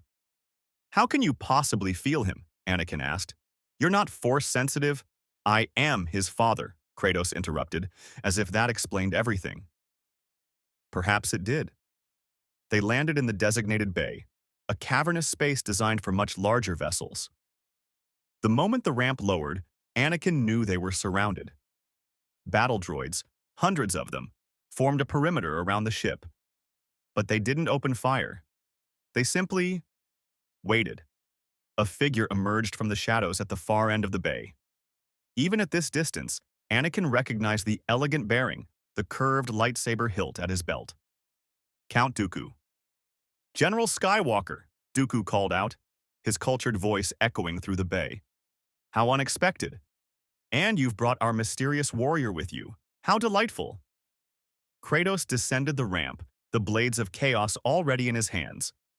Battle droids raised their weapons, but Dooku waved them down with casual authority. Please, there's no need for violence. Not yet. Dooku stepped closer, his aristocratic features composed, but his eyes sharp with calculation. You're here for the boy, I assume? Young Atreus? Where is my son? Kratos' voice was dangerous calm. Safe, comfortable, learning. Dooku gestured toward the tower. He's quite remarkable, actually. In just 3 days, he's demonstrated Force abilities that would take a Padawan years to develop. Raw potential like I've rarely seen. A slight smile. Tell me, Kratos, is he truly half-god? Or is that merely mythology? He is my son, Kratos growled. That is all that matters. Of course. Forgive me. Dooku's tone suggested he wasn't sorry at all. I propose a civilized arrangement. Come to my study. We'll discuss terms. You can even see the boy, from a distance, to verify his well-being. Then we negotiate his release. There is no negotiation, Kratos said. You will return my son, or I will take him. Dooku's expression hardened slightly. I admire your confidence, truly. But you're in my fortress, surrounded by armies, facing one of the most powerful Force wielders in the galaxy. Even you must recognize the tactical disadvantage. I have faced worse odds, Kratos replied. Olympus was more heavily defended than this. Zeus had more power than you can imagine. It did not save him. For the first time, Anakin saw something flicker in Dooku's eyes. Not fear exactly, but respect. And the Count knew Kratos wasn't bluffing. Very well, Dooku said. If you insist on being uncivilized, I have a different proposition. Single combat. You and I. If you win, you take your son and leave. If I win, he smiled coldly. You serve the separatist cause? A god-killer would be quite the asset in our war against Republic tyranny. No, Anakin interjected. This is insane. Kratos, you can't trust him. I do not trust him, Kratos said, but I accept his terms. Excellent. Dooku turned, his cape swirling dramatically. Follow me, we'll settle this in the courtyard. More space to maneuver. I do so hate fighting in confined quarters. As they walked through the estate's corridors, Marana fell in beside Anakin. This is a mistake, she whispered. Dooku is too confident. He has something planned. I know, Anakin whispered back. But can you feel it? That presence in the Force? Something's wrong. They emerged into a vast courtyard, surrounded by stone pillars and overlooking the forested valley below. And there, standing at the far end, was a figure that made Anakin's blood freeze. A boy. Maybe 13, with brown hair and features that echoed Kratos' bone structure, softened by youth. He wore simple robes, and in his hand he held a lightsaber. The blade was blue, humming with energy. Atreus, Kratos breathed. The boy's head snapped up, his eyes widening. Father? Kratos started forward, but Dooku raised a hand, and the boy's lightsaber came up defensively, not threatening, but uncertain. I wouldn't approach just yet, Dooku said smoothly. Young Atreus has learned much in his time here. Haven't you, boy? You said? You said father was dead, Atreus said, his voice shaking. You said the rift killed him. I may have been mistaken, Dooku admitted without a hint of shame. But you cannot deny what you've learned here has value. The Force is power beyond anything your father's divine blood could grant. I've shown you how to channel it, how to control it. Would you truly abandon such knowledge? Kratos' hands tightened on the blades of chaos. Atreus, listen to me. I survived the rift. I have been searching for you. This man, Dooku, he is using you. He sees your power and wants to turn it to his purposes. I'm not being used, Atreus shouted, and the Force rippled around him. Raw, unfocused power that made even Dooku take a step back. Count Dooku has been kind to me. He gave me shelter when I was lost. He taught me how to defend myself in this galaxy. What were you doing, father? Fighting in someone else's war? The words hit Kratos like physical blows. Anakin could see the pain in the God-killer's eyes, the fear that his son had indeed been turned, that he'd arrived too late. I was coming for you, Kratos said quietly. Every moment, every breath. I have crossed this galaxy searching for you, boy. I would have torn through 1,000 armies to reach you. Then prove it, Dooku said, his voice cutting through the emotional moment like a blade. Face me. Show your son the strength you claim to possess. Show him whether his father's power can match what I've taught him the Force can do. Kratos' eyes never left his son's face. Atreus, whatever happens here, know this. I love you. I have failed many people in my long life. I destroyed my first family through weakness and rage, but I will not fail you. I will never stop fighting for you. Atreus' lightsaber wavered. Tears streamed down his face. I don't know what to believe anymore. Then watch, Kratos said, turning to face Dooku. Watch, and see what your father truly is. The courtyard fell silent. Anakin, Morana, and Atreus stood at the edges while Kratos and Dooku faced each other across 30 meters of polished stone. The Count activated his lightsaber, a crimson blade that spoke of Sith allegiance, and settled into a dueling stance that combined elegance and deadly precision. Kratos simply stood, the blades of chaos hanging at his sides. No battle cry? Dooku asked. No declaration of vengeance. How disappointing. I am not the monster I once was, Kratos replied. Yes, I do not kill for satisfaction. I kill because I must. Because you have taken my son and poisoned his mind. For that, you will die. But I will give you no satisfaction in the doing. We'll see. Dooku moved first, impossibly fast, his lightsaber a crimson arc aimed at Kratos' throat. The God-killer's blade came up, the chain rattling as it intercepted the energy weapon. Sparks exploded where divine metal met contained plasma. Dooku's eyes widened fractionally. His lightsaber should have cut through anything, but the blades of chaos held. Forged in Tartarus, Kratos explained, spinning the second blade in a defensive pattern. Quenched in the river Styx, your weapon is impressive, but it is not the first God-forged blade I have faced. Dooku retreated, reassessing. He extended his free hand and lightning erupted from his fingertips, blue-white energy that could fry a man's nervous system in seconds. Kratos took the lightning full in the chest. It should have killed him. It should have at least driven him to his knees. Instead, Kratos walked forward through the cascade of energy, his body absorbing it, his tattoos glowing brighter with each step. I have channeled the power of Zeus himself, Kratos said, his voice echoing with thunder. I have worn the gauntlet of Zeus and commanded storms that leveled mountains. Your lightning is impressive, Dooku, but it is nothing I have not endured before. He was close now. Too close. Dooku cut off the Force lightning and swung his lightsaber in a desperate arc. Kratos caught the blade between his own, twisted, and wrenched the weapon from Dooku's grip. Yes, it spun through the air, landing 20 feet away, disarmed, defeated. Kratos pressed the blades of chaos against Dooku's throat, the chains wrapped around the Count's body like serpents.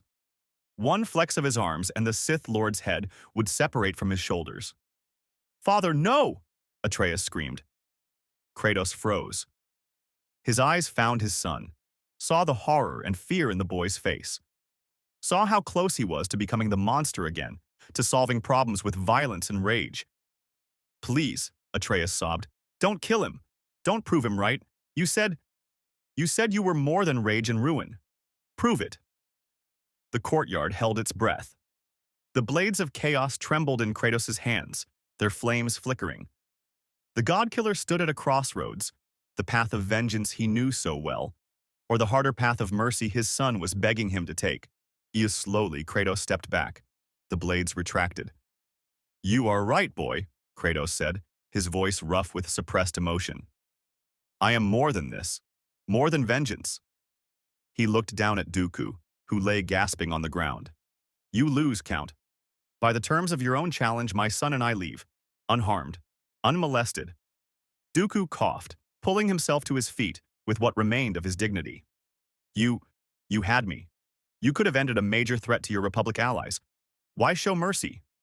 "Because my son is watching," Kratos replied, "and I would rather he see a father who chooses compassion than a killer who cannot escape his nature." He turned to Atreus. "Come, boy, we are leaving." Atreus deactivated his lightsaber, tears still streaming down his face.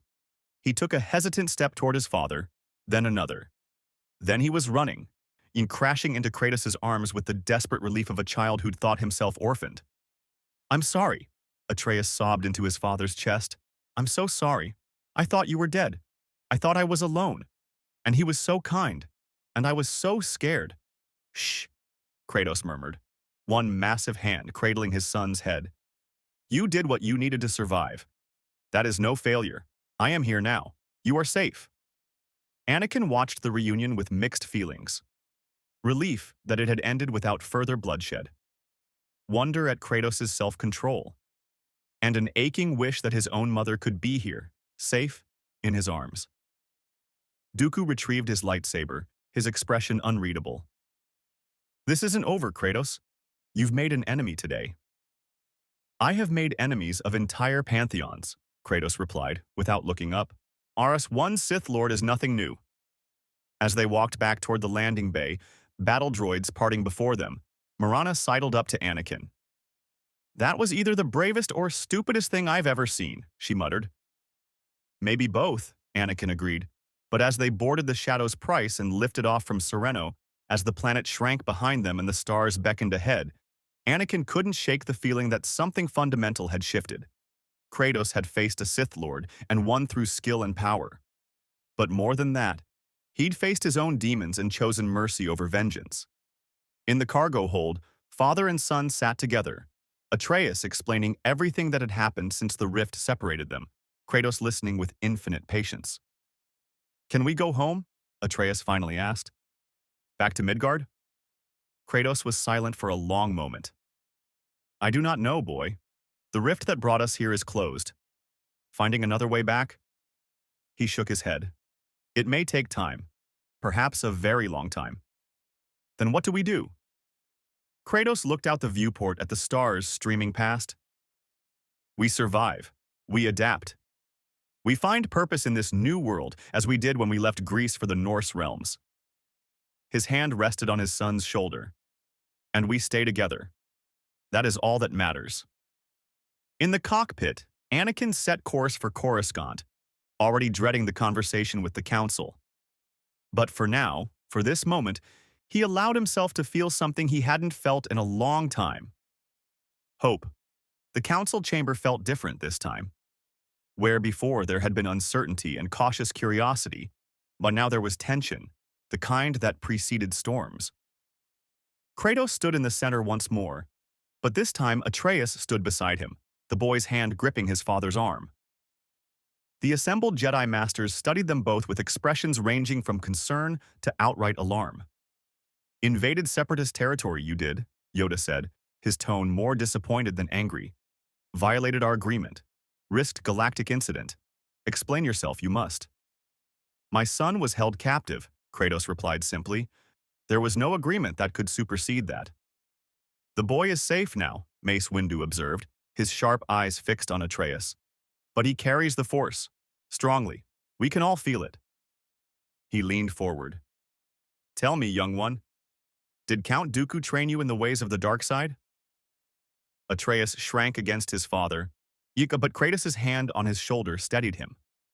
He taught me how to use the Force, Atreus said quietly, how to move things with my mind, how to sense danger.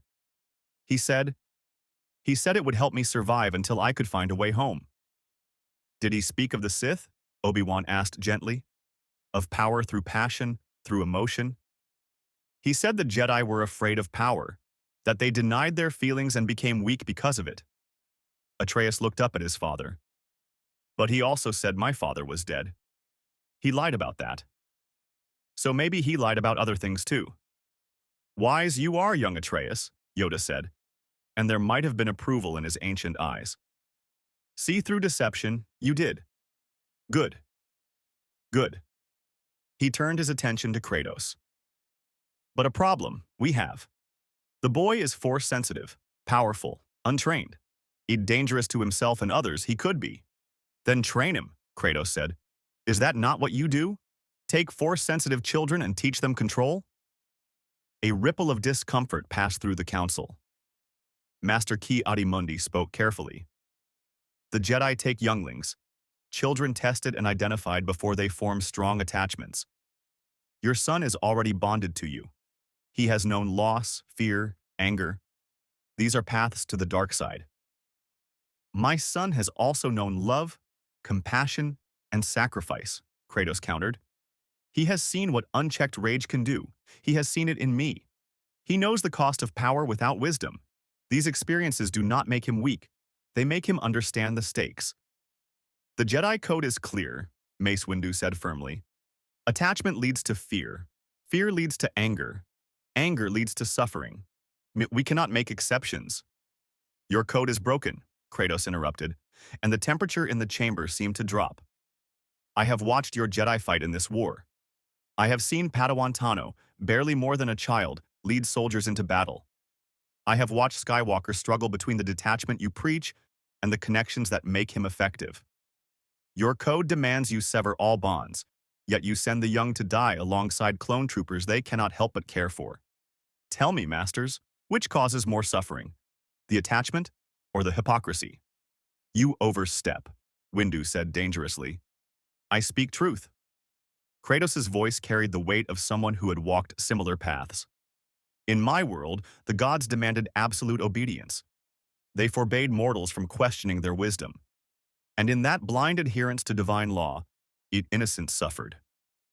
I will not allow my son to be shaped by another dogma that denies fundamental aspects of what makes us sentient. Yoda thumped his Geimer stick on the floor, the sharp crack echoing through the chamber. Enough.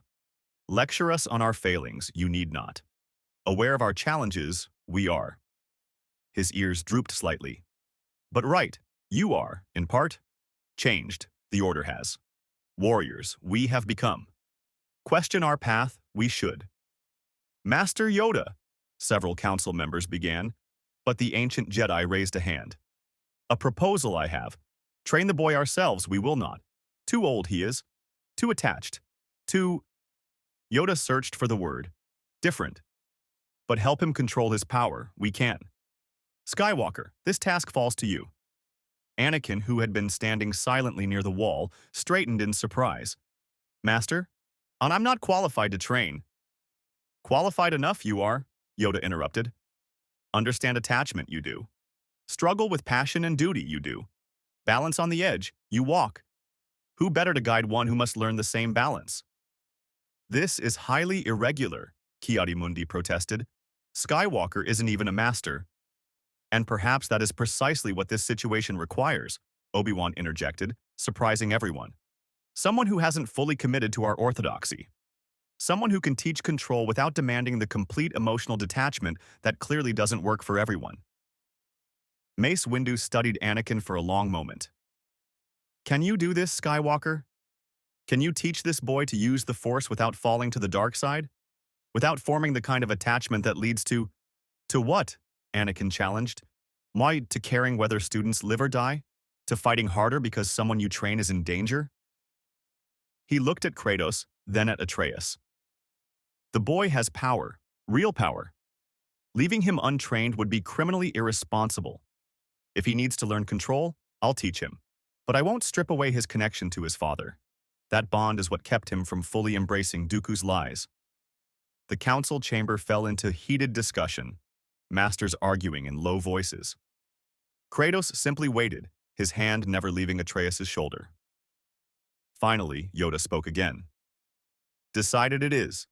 Train young Atreus, Skywalker will. But conditions there are. 1. Regular reports to the council you will provide. 2.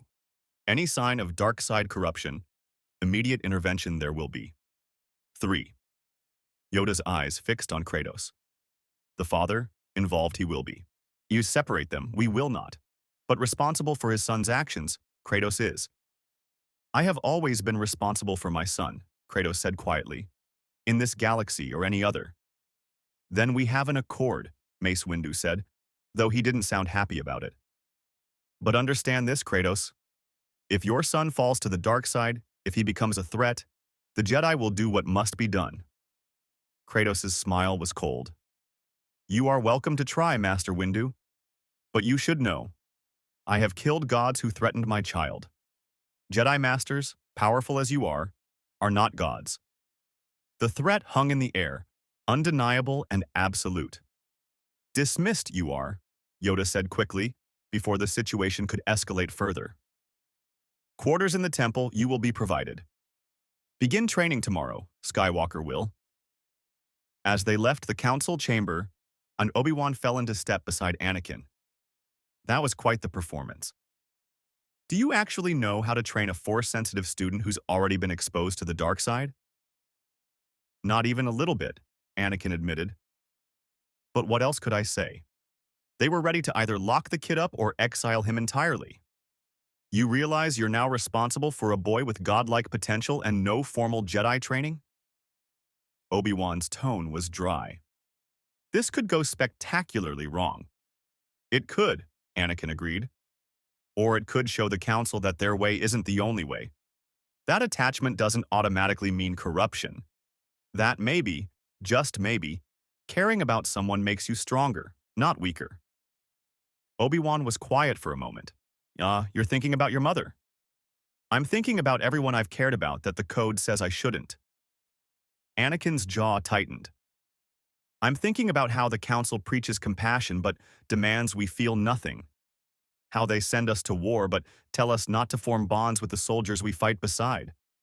How they— Careful, Anakin, Obi-Wan warned softly. Those thoughts lead to dangerous places. Or maybe they lead to necessary places, Anakin replied. Maybe it's time someone questioned whether the Jedi way is actually working. Behind them, Kratos and Atreus walked together, the boy chattering excitedly about the temple, about the possibility of learning to control his abilities, about the strange new galaxy they'd found themselves in. While Kratos listened with the infinite patience of a father who had thought his child lost forever. But there was something else in Kratos' eyes, a watchfulness, a wariness. He had defeated Dooku, yes, but he knew the Sith Lord would not simply accept that defeat. And more than that, Kratos could feel something else lurking in the shadows of this galaxy. Something old and patient and very, very dangerous. They were given quarters in one of the temple's residential towers, modest rooms that overlooked Coruscant's endless cityscape. Atreus immediately went to the window, pressing his face against the transparent steel. It's so big, he breathed. All of it. This whole planet is just— city. Where are the forests? The mountains? Gone, Kratos said, joining him at the window. Buried under millennia of construction. This galaxy is old, boy. Ancient beyond even the 9 realms. It has seen empires rise and fall, species ascend and decline. And through it all, this war, this endless cycle of conflict, continues. The clone troopers, Atreus said quietly. I saw them when we landed. They're slaves, aren't they? Created to fight and die for people who'll never even know their names. Kratos looked at his son with something like pride. Yes, the Republic uses them without considering what they are. Sentient beings with thoughts, feelings, souls. They are treated as property, as weapons. It reminds me of Sparta, of how we were trained from birth to be nothing but soldiers. But you fought back, Atreus said. You broke free. After destroying everything in my path, Kratos replied grimly. I will not make that mistake again. But I will not stand idle while slavery persists under different names. He placed a hand on Atreus' shoulder. The Jedi are not evil, boy, but they are blind. They fight a war they do not understand, serve masters they do not question. We must be careful. We must watch and learn before we act. A knock at the door interrupted them. Anakin entered, looking uncomfortable. Hey, just wanted to check in. See how you're settling in. We are adapting, Kratos said. This temple is unlike anything in our experience. So much power concentrated in one place, so many force sensitives. Yeah, it takes some getting used to. Anakin looked at Atreus. Tomorrow we start your training, but tonight, I thought maybe we could talk. About what Dooku taught you, about what you felt when you were using the Force. Atreus glanced at his father, who nodded encouragingly. He taught me to feel the Force everywhere, in the air, in the stone, in living things. He said it responds to emotion, to passion and desire. When I was scared, the Force got stronger. When I was angry, it felt powerful. That's the dark side, Anakin said carefully. It is powerful. It is seductive. But it's also corrosive. It eats away at who you are until all that's left is the hunger for more power. But you use emotion when you fight? Atreus challenged. I felt it on Sereno. You care about people. You get angry when they're threatened. How is that different? Anakin paused, choosing his words carefully. The difference is control. The difference is purpose. When I feel anger, I acknowledge it, use it, but don't let it consume me. When I care about someone, I fight to protect them, not to dominate them. He looked at Kratos. Your father understands this better than anyone. He's walked the path of letting rage control him. He knows where it leads. I destroyed worlds, Kratos said quietly. I killed innocents in my quest for vengeance. I became the very thing I sought to punish, a tyrant who cared only for his own pain. He knelt before Atreus, meeting his son's eyes. The power you carry, boy, is dangerous. In this galaxy, it is called the Force. In our world, it would be called divine blood. But whatever name it has, it is a tool, and tools can build or destroy. The choice is yours. I want to build, Atreus said firmly. I want to help people. But I don't want to pretend I don't care about you, Father. I don't want to cut myself off from everything that makes me. Then you won't, Anakin promised. Ma, we'll find a different way, a better way. He smiled slightly. Who knows? Maybe you and I will revolutionize Jedi training. Or get expelled from the Order, Kratos observed. That too, Anakin agreed cheerfully. Later that night, after Anakin had left and Atreus had fallen asleep in the adjacent room, Kratos stood alone on the balcony. The blades of chaos rested against the wall inside, but he could feel their presence, could always feel them, cursed things that they were. Below, Coruscant stretched endlessly in all directions, a galaxy-spanning civilization built on layers of history and conflict. Somewhere in that vastness, a war raged. Clone troopers fought and died. Jedi led armies. And a Sith Lord, perhaps more than one, pulled strings from the shadows. I know you are there, Kratos said without turning around. A figure emerged from the shadows of the balcony. Mace Windu, his expression grave. You're perceptive. Most wouldn't have sensed me. I have been hunted by gods and assassins. I know when I am being watched. Kratos turned to face the Jedi Master. You do not trust me. You believe I am a threat to your order. I believe you are a wild card in a game with galactic stakes, Windu replied. I believe your power is immense and your allegiance uncertain. I believe your son could become either a great force for good or a terrible weapon of destruction. He paused. And I believe you're right about our code. That surprised Kratos. You admit this? I'm not blind, Windu said. I see how the war is changing us. I see Padawans dying before they're ready. I see masters questioning doctrines that have stood for millennia. I see. He looked out over the city. I see an order that may not survive the next decade unchanged. Then change it, Kratos said. You have power. You sit on the council. Use that influence to reshape what the Jedi are becoming. It's not that simple. The Order is ancient. Its traditions run deep. And there are forces at work, political forces, dark forces, that would exploit any division within our ranks. Windu's jaw tightened. But I didn't come here to debate philosophy. I came to deliver a warning. I am listening. Count Dooku will not forget what you did. Defeating him, sparing him, it was both merciful and humiliating. He will seek revenge. Windu's eyes bored into Kratos's. And there's something else, something darker. I've felt it growing stronger since you arrived in this galaxy. As if your presence has, accelerated something, awakened something.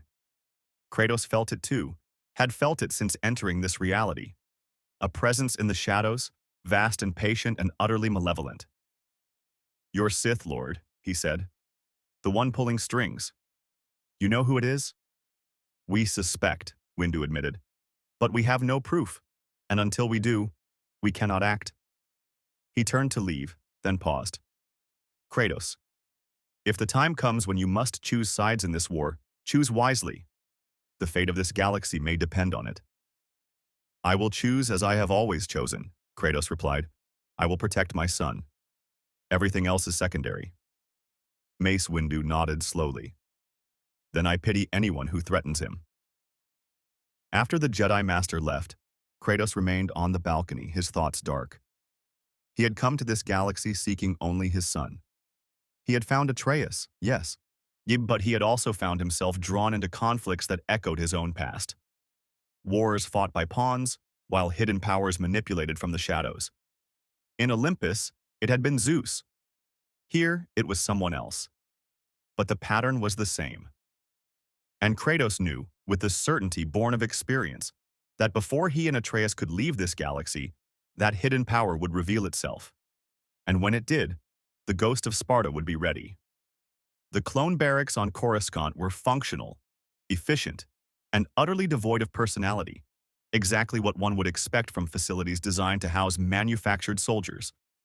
Captain Rex walked through the corridors, passing rows of identical bunks where identical men prepared for deployment and tried not to think too hard about what that meant. He found who he was looking for in the training yard, Kratos, surrounded by a dozen clone troopers demonstrating combat techniques that had nothing to do with blasters or military doctrine. Your weapon is merely an extension of yourself, Kratos was saying, moving through a series of strikes with one of the blades of chaos. The chain rattled as he demonstrated a spinning attack that would have decapitated 3 opponents simultaneously. But if you lose your weapon, you must become the weapon. Your body, your mind, your will, these are what truly matter in combat. The clones watched with rapt attention. These weren't fresh shinies. These were veterans of Geonosis, Christophilus, Ryloth, men who had seen real combat and understood that additional training could mean the difference between life and death. Sir, one clone ventured. 5s, Rex recognized. With respect, we're not built like you. We can't fight gods hand to hand. No, Kratos agreed, retracting the blade. But you can fight smarter, faster, more efficiently. He gestured to another clone, Echo. Attack me, full strength. Echo hesitated only a moment before lunging forward, combat knife drawn. Kratos moved like liquid violence, sidestepping, redirecting Echo's momentum, and using the clone's own force against him. In seconds, Echo was on the ground, Kratos' foot gently pressing his chest. You are strong, Kratos said, helping Echo up. Well trained, but you fight as you were programmed to fight, predictably. Your enemies will learn your patterns. You must learn to adapt, to think beyond your training. His expression softened slightly. You are not droids. You are men. Act like it. Rex cleared his throat, announcing his presence. Captain Rex reporting, sir. Though I'm not sure what rank you hold in this army. Kratos smiled faintly. None. I am not part of your Republic structure. But your men asked for training, and I see no reason to refuse. He dismissed the clones, who saluted both Kratos and Rex before filing out. Once they were alone, Kratos' expression grew serious. You came for a reason beyond observing training exercises. The 501st is being deployed, Rex said. Umbara. It's a shadow world deep in Separatist territory. Intel suggests the local militia is joining the Separatists, and we need to take the capital before they can fully mobilize. He paused. General Skywalker requested you accompany us, both you and your son. Why? Kratos asked sharply. Atreus is still learning control. A battlefield is not the place for... With respect, sir, your son has already been on battlefields. Dooku had him on Sereno, which is crawling with military installations. The general thinks it's better Atreus learns how to handle real combat situations with us than be thrown into one unprepared. Rex's voice softened. And between you and me? I think General Skywalker wants to see how you both handle a real war zone. See if you're really on our side. Kratos was silent for a long moment. The Republic's side. The Separatist side. I am on neither. I am on my son's side. I know, sir. But in this galaxy, neutrality isn't really an option. The war touches everything eventually. Rex met Kratos' eyes. Or rather, his visor faced the God-killer's burning gaze. The men respect you. They've heard what you did on Christophilus, how you fought. They trust you. That's rare. Most of the Jedi, they care. But they don't really understand us. They see soldiers, not brothers.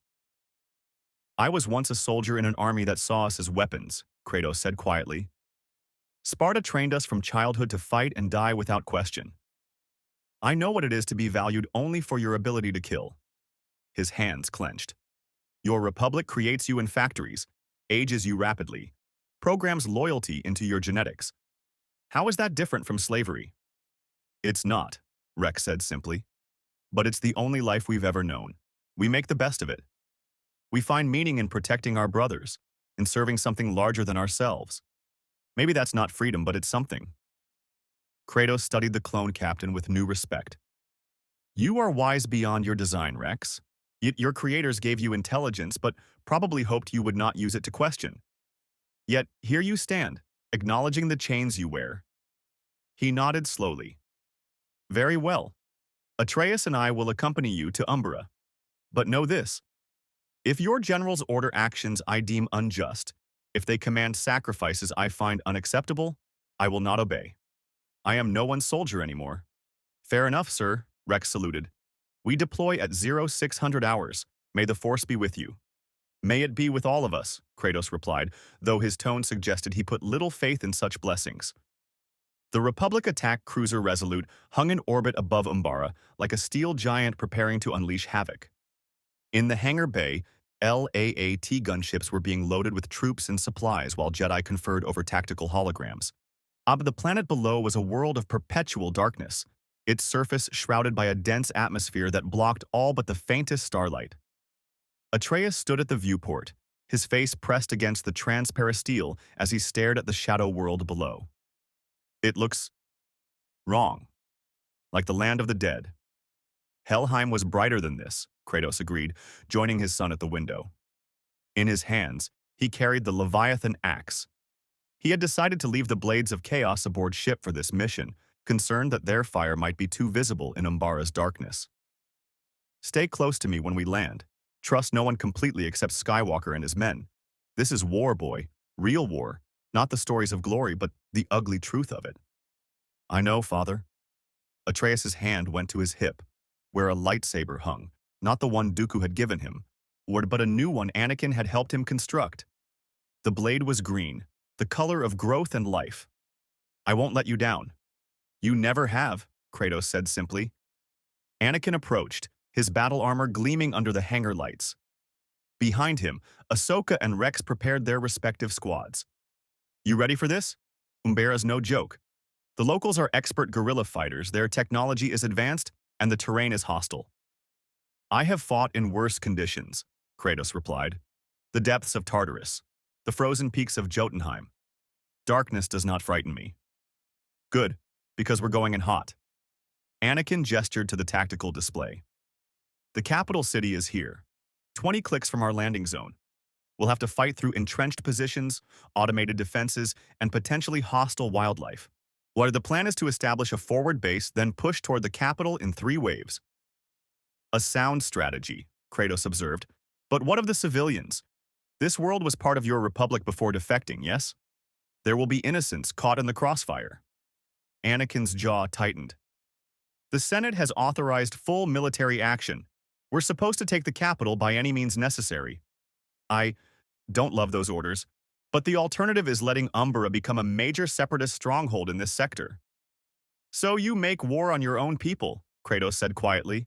You burned cities to prevent the enemy from claiming them. I have done this. I have razed Athens. I have destroyed cities whose only crime was being in my path. His eyes bored into Anakin's. It does not end well, Skywalker. Such victories are hollow. What would you have me do? Anakin challenged. Refuse orders? Abandon the mission? I would have you question whether this war serves the people it claims to protect, or merely those who profit from its continuation. Kratos placed a hand on Atreus' shoulder. But I am not your commander. I am simply a father trying to teach his son what I learned too late. That power without wisdom destroys everything, even the wielder. The intercom crackled to life. All personnel, prepare for deployment. We make planetfall in 10 minutes. The gunships descended through Umbara's thick atmosphere, their searchlights cutting through the perpetual gloom. Bioluminescent plants dotted the landscape below, creating an alien ecosystem that glowed with otherworldly light. It was beautiful and terrifying in equal measure. Kratos stood in the troop bay of one gunship, Atreus beside him, surrounded by clone troopers of the 501st. The men were quiet, checking weapons and equipment with the calm professionalism of veterans who knew what was coming. 30 seconds, the pilot called out. The side doors opened, revealing the battlefield below. Umbaran militia fighters were already engaging the leading gunships, their weapons firing strange purple energy bolts. One gunship took a direct hit and spiraled downward, trailing smoke and flame. Kratos watched dispassionately as it crashed, knowing there had been men inside, brothers, in the clones' terminology. Go, go, go! Rex shouted as their gunship touched down. They poured out into darkness lit only by weapons fire and bioluminescent flora. Immediately, purple bolts lanced through the air. A clone to Kratos' left took a hit to the chest and fell without a sound. Another staggered, his armor smoking. Kratos didn't hesitate. The Leviathan axe appeared in his hand, and he hurled it with divine strength. The weapon spun through the air, frost trailing in its wake, and struck an Umbaran soldier with enough force to send him flying backward through two of his comrades. The axe returned to Kratos' hand like a loyal hound. Atreus, behind me, Kratos barked. The boy obeyed instantly, his lightsaber ignited, deflecting incoming fire with defensive movements Anakin had taught him. He was scared. Kratos could sense it.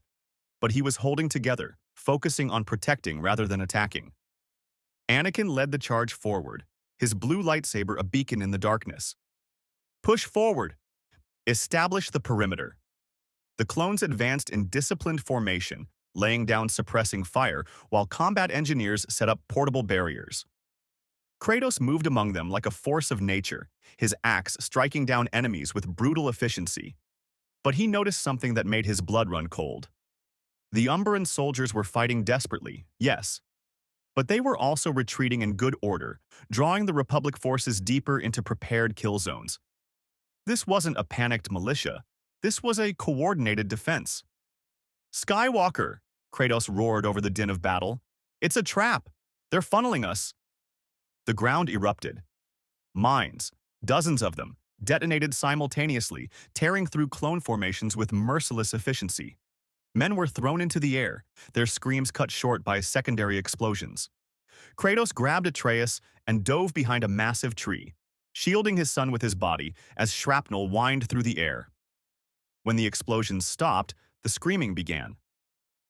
Wounded clones lay scattered across the battlefield, crying out for medics, for their brothers, for mothers they had never known. Kratos felt something twist in his chest, a familiar pain, an old guilt. This was war. This was what he had tried to protect Atreus from seeing. Father, Atreus' voice was small, shocked. They're dying. We have to help them. We will, Kratos said grimly. He emerged from cover, Atreus close behind, and began pulling wounded clones to safety. His strength made it easy. He could carry 2 fully armored men at once, but there were so many, too many. Anakin was everywhere at once, deflecting fire, force-pushing enemies, on coordinating the survivors. But even he couldn't be in all places. Even he couldn't save everyone. A clone medic named Kix worked frantically on a trooper with catastrophic wounds. "I need Bacta. Someone get me Bacta." Kratos knelt beside them. "Will he live?" Kix looked up, his expression haunted. "Not without a miracle. The damage is too extensive." The wounded clone, his designation was hard case, Kratos learned later, looked up with fading eyes. Did we hold the line?" "You held," Kratos said quietly, taking the man's hand. "You fought with honor. Your brothers are safe because of you." Hardcase smiled weakly. "Good. That's good." His eyes closed. His breathing stopped. Kratos remained kneeling for a moment longer, this stranger's hand still in his, and felt the weight of centuries pressing down. Or he had killed thousands, tens of thousands, gods, mortals, monsters. But this, watching a warrior die for a cause he'd been designed to serve without question, this was a different kind of cruelty. "Father?" Atreus' voice was thick with tears. "Why are they doing this? Why are they fighting each other?" "Because powerful men have decided they should," Kratos replied, his voice hard with barely contained rage. "Because somewhere, in palaces and council chambers far from this battlefield, leaders make decisions that cost lives they will never mourn." He stood, the Leviathan axe gripped so tightly his knuckles showed white beneath his ashen skin. Around him, the battle continued. Clones died. Umbarans died. And for what? Territory. Political leverage. The abstract concept of loyalty to governments that had never bled for their people. Atreus," Kratos said quietly, "I want you to remember this. Remember what war truly is. Not glory, not honor, but waste. Waste of life, of potential, of futures that will never be." He looked at his son. "And when you are powerful enough to prevent such waste, I want you to have the courage to do so, even if it means defying those who claim authority." "I will, Father," Atreus promised. The Republic forces eventually secured the landing zone, but at terrible cost. 37 clones dead, dozens more wounded, and this was just the beginning. The capital still lay 20 kilometers away, through terrain that would make every meter a battle. That night, as the clones established a defensive perimeter and tended their wounded, Kratos stood apart, staring into Umbara's bioluminescent darkness. Anakin found him there, the Jedi's armor scorched and dented from the day's fighting. "You fought well," Anakin said. "Saved a lot of lives." "Not enough," Kratos replied. "There are never enough saved to balance those lost." "No, there aren't." Anakin was quiet for a moment. "You asked me earlier what I would do, refuse orders, abandon the mission. I've been thinking about that. About what it means to serve the Republic while watching it make choices I can't agree with." "And what have you concluded?" "That I don't have an answer," Anakin admitted. "That maybe there isn't one. That maybe we just do the best we can with impossible situations and hope it's enough." He looked at Kratos. "How did you do it? How did you go from serving gods you hated to being free of them?" "I killed them," Kratos said simply. "But that solution is not available to you. Your Republic is not a single tyrant to be overthrown. It is a system, vast, complex, with millions of moving parts. Killing one leader would not free your clones, would not end the war, would not solve anything." "Then what do I do?" Kratos turned to face the young Jedi. "You do what I failed to do for most of my life. You think, you question, you refuse to accept easy answers or convenient lies. And when the time comes, and it will come, you choose based on what you know to be right, not what you are told is necessary. The Council wouldn't approve of that philosophy." "The Olympian Council did not approve of mine either," Kratos replied. "They are dead. I am not. Perhaps there is a lesson there." In his command tent, General Krell, the Jedi who would soon arrive to take temporary command, reviewed casualty reports and smiled in the darkness. The pieces were moving exactly as his true master required. And far away, in the deepest shadows of Coruscant, Darth Sidious felt the currents of the Force shift around the anomaly called Kratos, and his smile was that of a predator sensing weakness in previously impervious prey. The God-Killer had a son, and sons, as Sidious knew well, were the perfect leverage against even the strongest wills. The advance on Umbara's capital had turned into a nightmare. General Pong Krell had arrived to take command after Anakin was recalled to Coruscant for urgent Senate consultations. Consultations Kratos suspected were deliberately timed to separate the Jedi from his men. The Basilisk Jedi was massive, wielding two double-bladed lightsabers with brutal efficiency, but there was something fundamentally wrong about him. Kratos had sensed it immediately. "He fights like someone who enjoys killing," Kratos observed to Rex as they watched Krell cut through Umbaran soldiers with excessive violence. "Not as a warrior doing necessary work, but as one who takes pleasure in the act itself." Rex's voice was tight with suppressed anger. "He's gotten 23 of my brothers killed in the last 2 days. Reckless charges, impossible orders. And when we question him..." The captain's fists clenched. "He treats us like we're droids, like we're disposable." "You are not disposable," Kratos said quietly. "No sentient being is." They were crouched in the ruins of an Umbaran outpost, yet part of a strike team Krell had ordered to take an airbase defended by heavy artillery. The plan was suicide, a frontal assault across open ground against entrenched positions. Kratos had argued against it. Krell had dismissed him with barely concealed contempt. "You're not a Jedi, and you're not Republic military," Krell had sneered. "Your opinions are irrelevant. The clones will follow my orders, or they will be court-martialed for insubordination." Now, watching those same clones prepare for an assault that would kill dozens of them, Kratos felt a familiar rage building. Not the wild, uncontrolled fury of his youth, but something colder, more dangerous. Atreus huddled beside him, his face pale in the bioluminescent gloom. "Father, this is wrong. We should be flanking the base, using stealth, not just running at their guns." "You are correct, boy," Kratos' jaw tightened. "But Krell does not care about tactics. He cares about something else. I can feel it. A darkness around him, deeper than the dark side Dooku carries. This one has already fallen, already betrayed his oaths." "Then why are we following his orders?" Atreus demanded. "We are not." Kratos stood, his decision made. "Rex, gather your best men. We are going to take that airbase, but not by Krell's method." "Sir, if we disobey direct orders, then you will have the support of a god-killer who answers to no military authority," Kratos interrupted. "Krell can court-martial me if he survives what is coming, but I will not watch more of your brothers die needlessly." Rex hesitated for only a moment. Then he nodded. "Fives, Echo. Jesse. On me. And we're doing this the smart way." What followed was a masterclass in tactical warfare. Kratos led a small team around the airbase's flank, using Umbara's darkness and his own expertise in infiltration. Atreus followed, his force sensitivity allowing him to sense guards before they could raise alarms. The clone troopers moved with practiced efficiency, their training finally being used properly instead of wasted in suicidal charges. They reached the airbase's command center just as Krell launched his frontal assault. The sound of mass casualties echoed across the battlefield, clone troopers dying by the dozen against prepared positions. But Kratos' team had already disabled the base's primary weapons, cut communications, and sabotaged the fighter craft in their hangars. "Now," Kratos commanded, and fives triggered the charges they'd placed on the ammunition depot.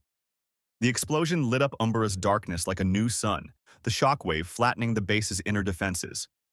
In the chaos, Rex's forces stormed the command center, overwhelming the confused Umbaran defenders. The airbase fell in under an hour with minimal Republic casualties. Krell arrived to find the battle already won. His 4 eyes blazed with fury as he stalked toward Kratos. "You defied my orders. You undermined my command. This is treason." "This is competence," Kratos replied calmly. "Your orders would have killed 50 men to take this base. Mine killed 3. You call that treason? I call it basic tactical sense. You are not a military commander. You have no right—" "I have the right granted by conscience and capability," Kratos interrupted, or his voice dropped to something dangerous. I have watched you send men to die needlessly. I have seen how you treat these clones, as if they are things, not people. I have walked that path, Krell. I have been the weapon wielded by uncaring gods. I will not permit it here. Krell's hands moved to his lightsabers. Around them, clone troopers quietly shifted, their weapons coming up. Not pointed at Kratos, but not exactly pointed away from Krell either. The general noticed, and something like fear flickered across his features. "Stand down," Rex said quietly. "All of you. This is still a Republic operation, and General Krell is still in command." "For now," Fives muttered, but he lowered his weapon. Krell pointed a massive finger at Kratos. "You will answer for this insubordination. I will personally ensure the Council hears of your interference." "Please do," Kratos said. "I look forward to explaining to them why I chose to preserve lives rather than waste them glorifying a commander's ego." The tension held for another moment. Then Krell turned and stalked away, his rage palpable, even in the darkness. Rex approached Kratos carefully. "Sir, you just made a powerful enemy." "I have made more powerful enemies," Kratos replied, "and Krell is not the threat he believes himself to be. There is something wrong with him, Rex. Something beyond arrogance or tactical incompetence. Watch him carefully. I suspect his betrayal runs deeper than mere pride." The captain nodded slowly. "I'll keep my eyes open, and sir, thank you for caring about my brothers." "They are warriors, not weapons," Kratos said. They deserve to be led by someone who remembers that." That night, as the Republic forces secured the captured airbase, Kratos found Atreus sitting alone, staring at the 3 body bags lined up near the medical tent, the clone troopers who had died in their assault. Few compared to what Krell's plan would have cost, but still, 3 lives ended. "I killed someone today," Atreus said quietly. "An Umbaran soldier. He was coming around a corner and I reacted. My lightsaber went through him before I even thought about it." The boy's hands shook. He looked surprised, like he couldn't believe it was happening. Kratos sat beside his son. "Do you regret it?" "I don't know. He would have killed me if I hadn't acted. But he was a person. Maybe he had a family. Or maybe he was just defending his home from invaders." Atreus looked up at his father with haunted eyes. "How do you live with it? All the people you've killed?" "I do not live with it well," Kratos admitted. "Every face haunts me. Every scream echoes in my nightmares. The innocent I killed in my rage, I carry their weight every moment of every day." He placed a hand on Atreus's shoulder. "But I have learned something, boy. The key is not to stop feeling the weight. The key is to let that weight remind you why you fight. To protect, not to destroy. To preserve life when you can, and to end it only when you must." "Will it always hurt?" Atreus asked. "Yes," Kratos said honestly. "And the day it stops hurting is the day you should worry. That is the day you become a monster." They sat in silence for a while, father and son, with 2 warriors processing the cost of survival in a galaxy at war. In the command tent, Krell stood alone, his communicator active. The hologram before him showed a hooded figure whose features were obscured by shadows. "The God Killer is becoming a problem," Krell reported. "He's undermining my authority. The clones are starting to listen to him instead of following orders." "Good," the shadowy figure replied, and Krell recognized the voice of his true master, Darth Sidious. "Let him become attached to the clones. Let him invest in their survival. Attachment is weakness, and weakness can be exploited." "What would you have me do, my lord?" "Continue as planned. Push the clones harder. Make them question the Republic's methods. And when the time is right, when Kratos has committed fully to their cause," Sidious's smile was audible in his voice, "that is when we spring the trap. Order 66 is coming, General Krell. And when it arrives, I want our God Killer conflicted, torn between protecting the clones he's befriended and opposing the Jedi Order they've been programmed to destroy. And if he chooses to protect the Jedi, then the clones will eliminate him, millions of them, if necessary. Even a God Killer can be overwhelmed by sufficient numbers." Sidious leaned forward, his yellow eyes gleaming in the hologram's glow. "But I suspect he will do something far more interesting. I suspect he will try to save both the clones and the Jedi, and in doing so, tear himself apart with impossible choices. That is when he will be vulnerable. That is when we claim him or destroy him. Krell bowed. As you command, my lord. The transmission ended. The Basilisk Jedi stood in darkness, contemplating the web his master was weaving. Kratos was powerful, yes, but even the mighty could be broken if you knew where to apply pressure. And everyone had pressure points. Everyone had something they would sacrifice everything to protect. For Kratos, that pressure point had a name: Atreus. 3 days later, the situation came to a head. Krell had ordered 2 clone battalions to engage what he claimed was an Umbaran militia force in stolen clone armor. The battalions opened fire on each other in the darkness, clone killing clone, before they realized the deception. By the time the truth emerged, dozens were dead. Brothers killing brothers because their general had lied. Rex discovered the truth first. See, Krell had been feeding intelligence to the Umbarans, had been sabotaging Republic operations from the beginning, was, in fact, a traitor who had turned to the dark side and planned to hand the capital over to the Separatists. We have to stop him, Rex said, gathering his most trusted men. Court-martial be damned. He's going to get us all killed. Then I will help you, Kratos said. He had been waiting for this, had known it was coming since the moment he'd met Krell. Where is he now? In the tower. He's barricaded himself inside, using the dark side to enhance his defenses. Rex's voice was grim. We've lost 8 men trying to breach it. His lightsabers are... He's too fast, too strong. He is strong in the Force, Kratos agreed. But I am strong in something older. Something that predates your Force. He looked at Atreus. Stay here with Rex's men. This confrontation is not for you. Father, I can help. No. Kratos' voice was absolute. Krell has fallen to the dark side completely. He will try to use you against me, to distract me by threatening you. I will not give him that weapon. You will stay here. That is not a request, boy. That is an order. Atreus wanted to argue. Kratos could see it in his eyes. But the boy nodded reluctantly.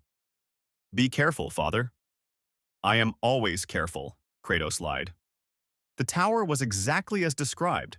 A fortified position with Krell at its heart, his 4 arms wielding 2 double-bladed lightsabers in a defensive pattern that had already killed multiple clones foolish enough to approach. The Basilisk had fully embraced the dark side now, his eyes yellow with corruption, his presence in the Force twisted and malevolent. Walk, Kratos, Krell snarled as the God-Killer entered the tower's upper chamber. Come to execute the traitor. How noble. How predictably heroic. I have come to end a threat to those I have sworn to protect, Kratos replied, the blades of chaos igniting in his hands. Your dark side does not frighten me, Krell. I have faced darker. I have killed beings who made you look like a child playing at evil. I serve the future, Krell roared. I serve one who will reshape this galaxy. The Jedi are weak, the Republic is corrupt, and the Sith will use you and discard you, Kratos interrupted, as all tyrants use their servants. You think you have chosen power, but you have only chosen a new master. I know. I was you once. Krell attacked with the fury of a wounded predator. His 4 lightsabers spun and struck from impossible angles, the dark side lending him strength and speed beyond normal limits. He was formidable. Kratos could acknowledge that. Truly formidable. But he had never fought a god-killer. Kratos met the assault with centuries of combat experience. The blades of chaos wove patterns of fire and steel, their chains allowing strikes that bypassed conventional defenses. Where Krell's lightsabers sought to overwhelm with numbers and speed, Kratos countered with precision and timing that came from battles against divine opponents. They fought across the tower's upper chamber, destroying furniture and shattering windows. Krell used the Force to hurl debris, to augment his attacks to predict Kratos' movements. But the God-Killer was a void to Force precognition, a blind spot that Krell's training had never prepared him for. You cannot win, Krell screamed, desperation creeping into his voice. I have the power of the dark side. I have been promised victory by... Kratos' blade took one of Krell's arms at the elbow.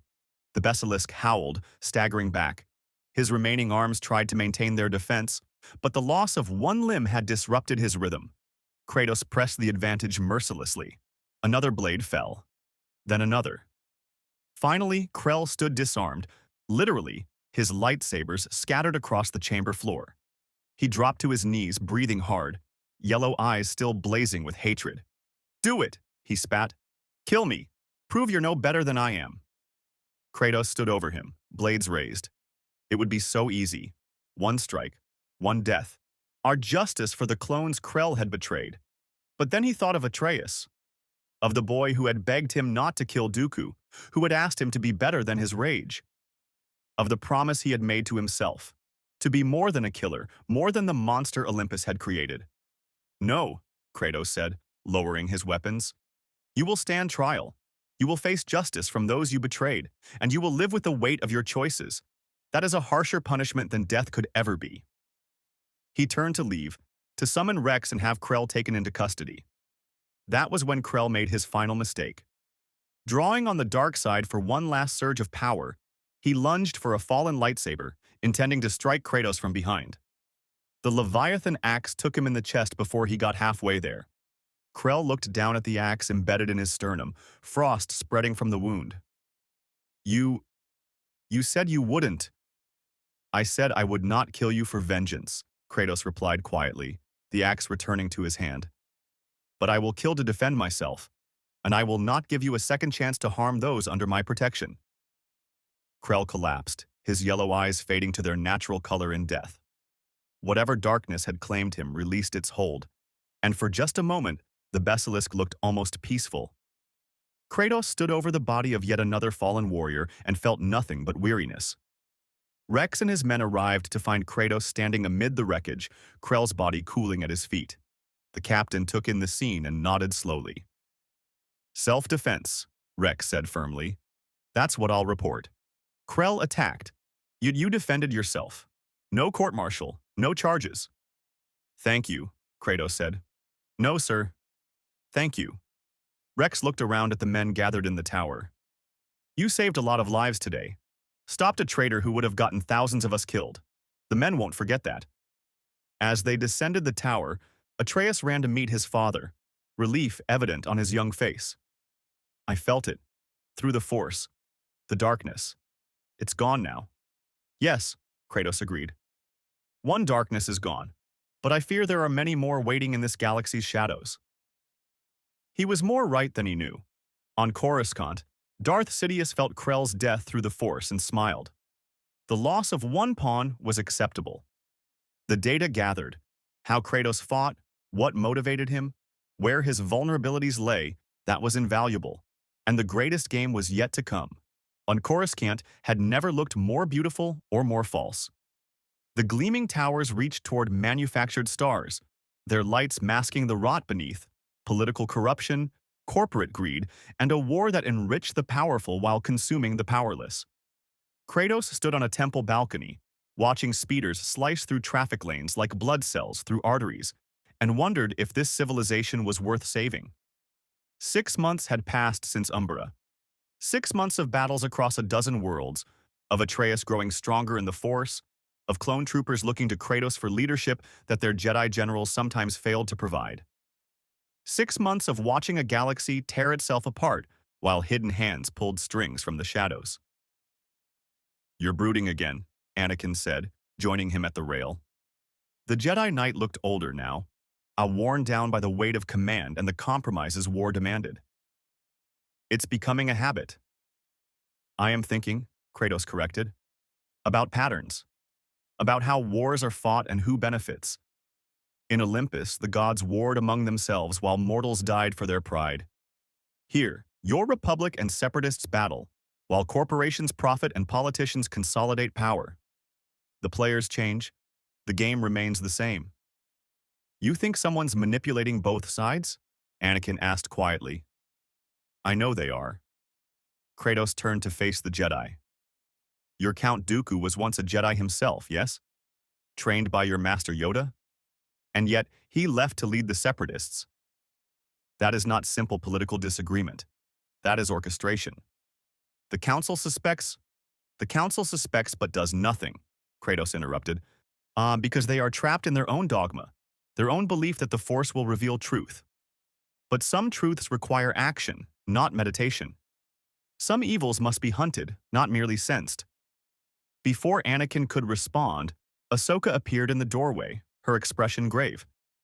Master, the council wants to see you, both of you. And she looked at Kratos. They've requested Atreus attend as well. Something's happened.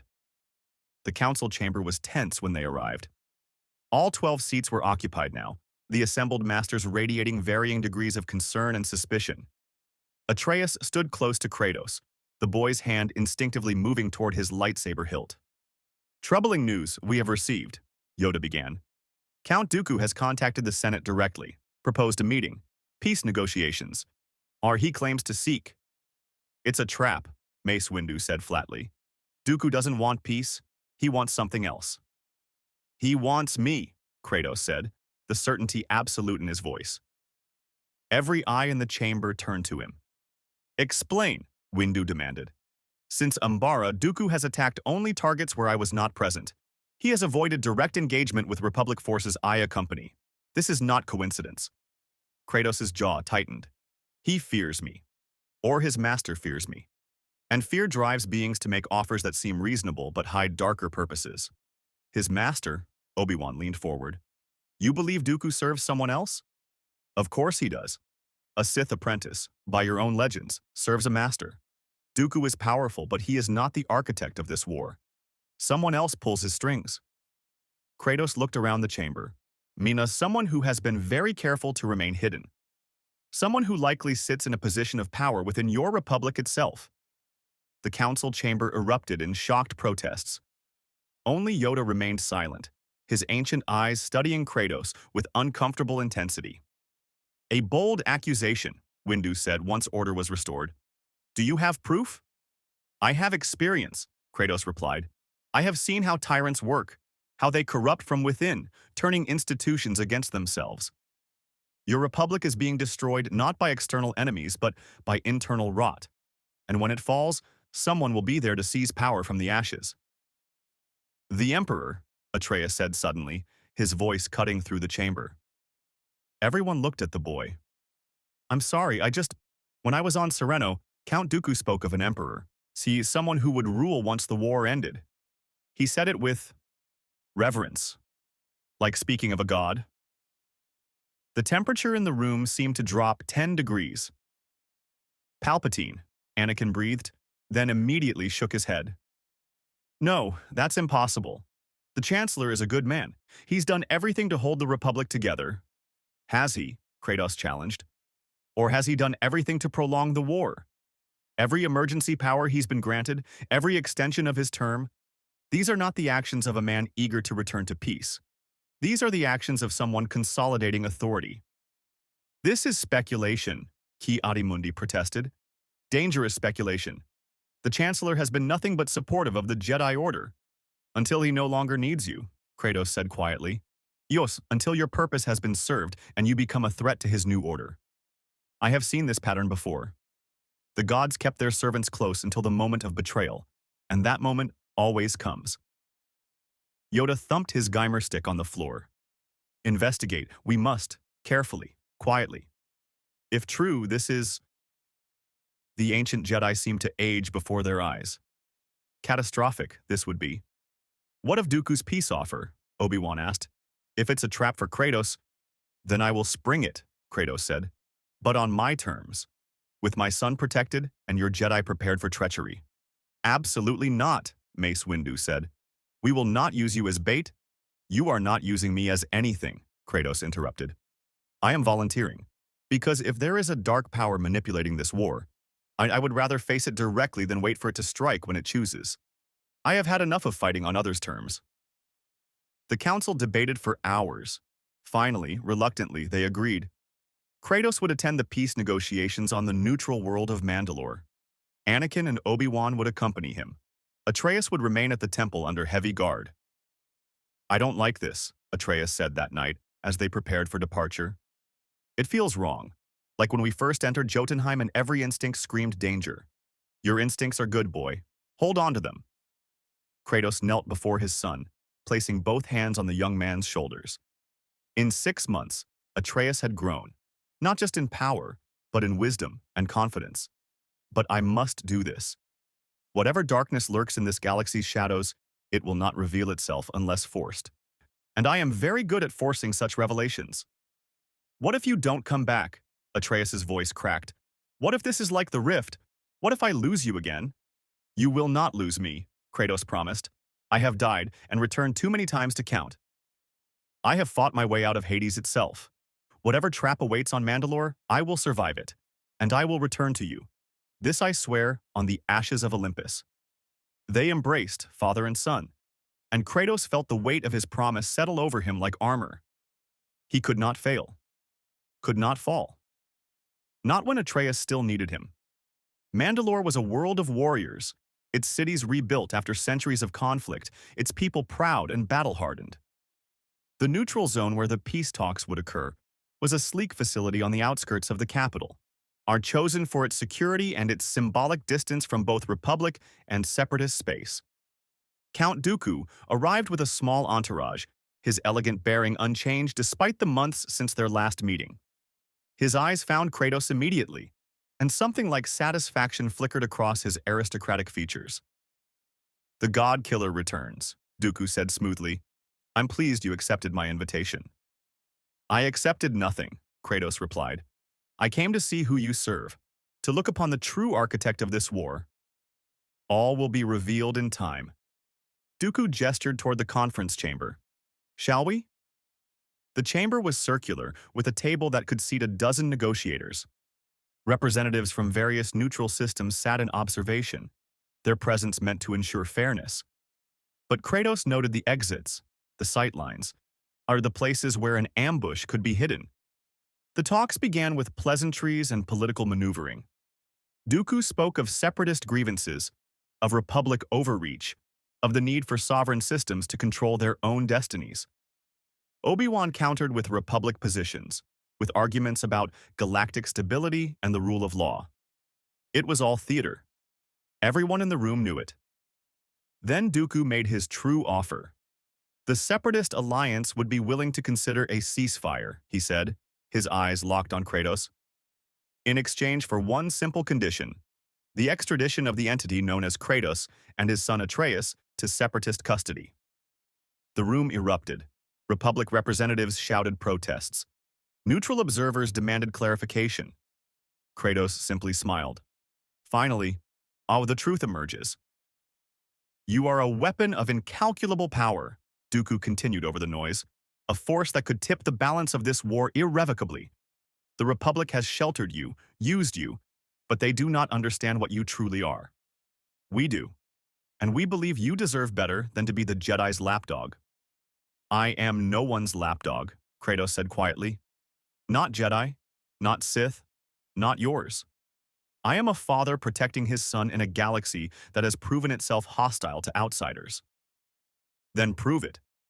Dooku stood, his hand moving to his lightsaber.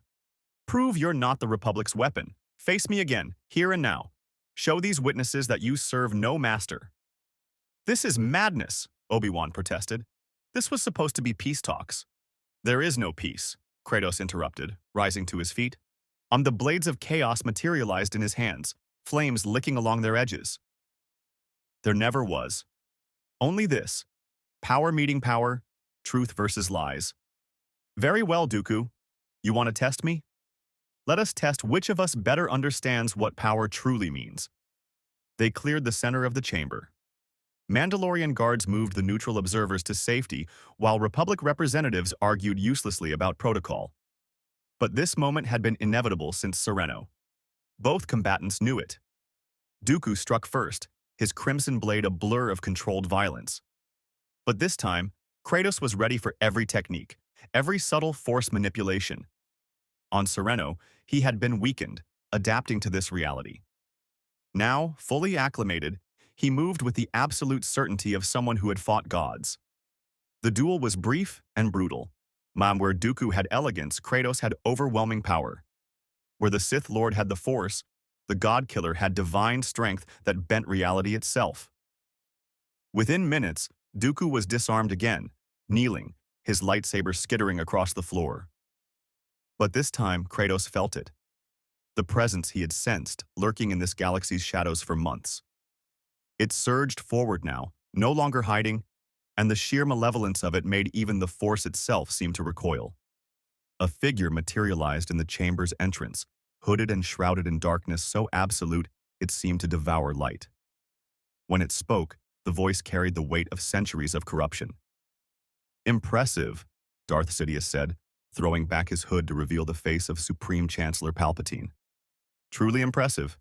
I can see why you've caused such disruption to my plans." The chamber erupted in chaos. Republic representatives stared in horror. Neutral observers scrambled for exits. Obi-Wan's lightsaber ignited, his face a mask of betrayal and rage. "Palpatine," Anakin breathed, frozen in shock. "But you're the Chancellor. You're supposed to be—" "I am what I have always been," Sidious interrupted, his yellow eyes gleaming with malicious amusement. "I am the architect of this war, the master of both the Republic and the Separatists. I am the inevitable future of this galaxy. And you, Kratos—" Lightning began to crackle around the Sith Lord's fingers. "You are the final obstacle to my perfection. I am a god killer in a galaxy that needs one last god destroyed." The lightning erupted in a cascade of raw, dark side energy that would have vaporized a normal being. Kratos took it full force, his body absorbing the power, his tattoos glowing with divine essence. "I have channeled Zeus's lightning," Kratos growled, walking through the storm of energy.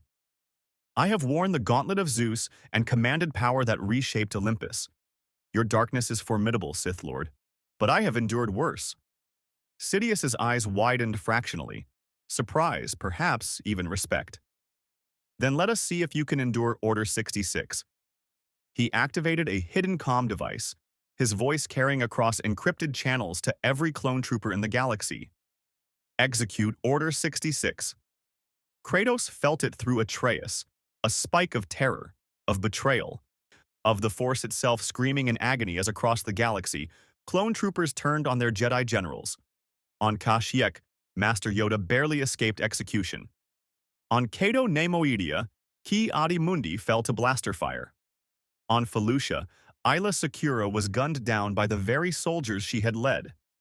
And on Coruscant, in the Jedi Temple, Atreus felt the clone guards turning, weapons rising, the programming in their brains overriding everything they had been, everything they had believed. "No!" Anakin screamed, feeling the deaths of his fellow Jedi through the Force. But Kratos heard only one thing, his son's voice, terrified and desperate, calling through whatever connection bound father and child across the stars. "Father, help me!" The God-killer's eyes blazed with fury older than this galaxy's stars. The blades of chaos erupted in flames that should not exist in natural reality. And for the first time since arriving in this universe, Kratos unleashed the full measure of his divine power. "You have made," he said, his voice echoing with the weight of Olympus's fall, "a terrible mistake." Sidious's smile never wavered.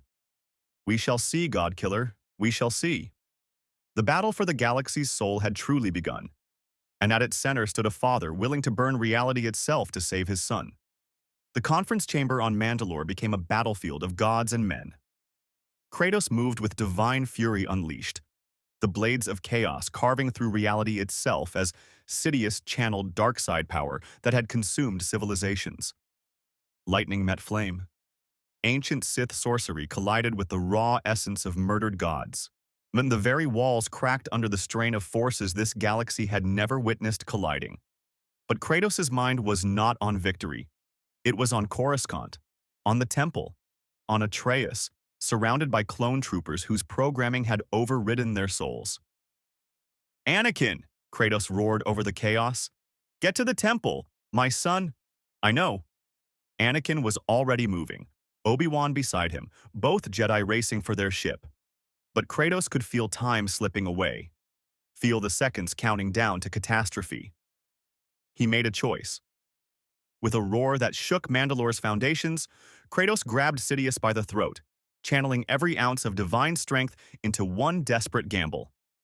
The Sith Lord's eyes widened as Kratos activated the one power he had never used in this galaxy, the power he had stolen from Hermes, god of speed and travel. Reality bent. His space folded. The universe screamed in protest. and Kratos simply moved. They materialized in the Jedi Temple's main hall, Sidious and Kratos locked in combat, arriving like a meteor of divine wrath. Clone troopers spun, weapons rising toward the sudden threat. But Kratos was already moving again, the Leviathan axe appearing in one hand while the other still gripped Sidious's throat. "Atreus!" he bellowed. "Father!" The boy's voice came from the upper levels, accompanied by the distinctive hum of a lightsaber desperately deflecting blaster bolts. Kratos hurled Sidious across the hall with enough force to shatter stone, then launched himself upward with superhuman strength, taking the temple stairs 3 levels at a time. Behind him, the Sith Lord rose, battered but laughing, actually laughing at the audacity of what Kratos had done. He found Atreus backed into a corner by 6 clone troopers, men Kratos recognized, men who had fought beside them on Umbara, men whose eyes were now empty, their wills subsumed by genetic programming. "Stand down," Kratos commanded, stepping between the clones and his son. "I do not wish to harm you." "Good soldiers follow orders," one clone intoned mechanically, raising his blaster. Kratos' hand shot out, crushing the weapon before it could fire. "You are not droids. You are men. Rex taught me this. You taught me this. Fight the programming. Remember who you are." For a moment, just a heartbeat, something flickered in the clone's eyes. Recognition. Horror at what he was doing. But then it was gone, buried beneath layers of genetic conditioning. They fired. Kratos took the barrage of blaster bolts meant for Atreus, seeing his divine physiology absorbing the energy even as pain lanced through him. Then, with surgical precision born of centuries of combat experience, he moved. Not to kill, never to kill these men who had become his brothers in arms, but to disable, to render unconscious, to remove them as threats without ending their lives. It took 17 seconds. When it was done, 6 clone troopers lay unconscious but breathing. Kratos had not killed a single one. "Father!" Atreus crashed into him, shaking with relief and terror.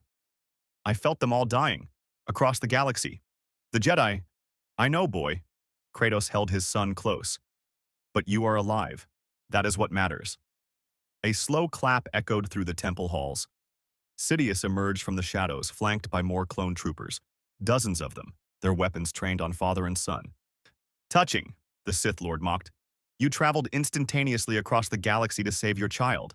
Such power, such desperation. Tell me, Kratos, was it worth it?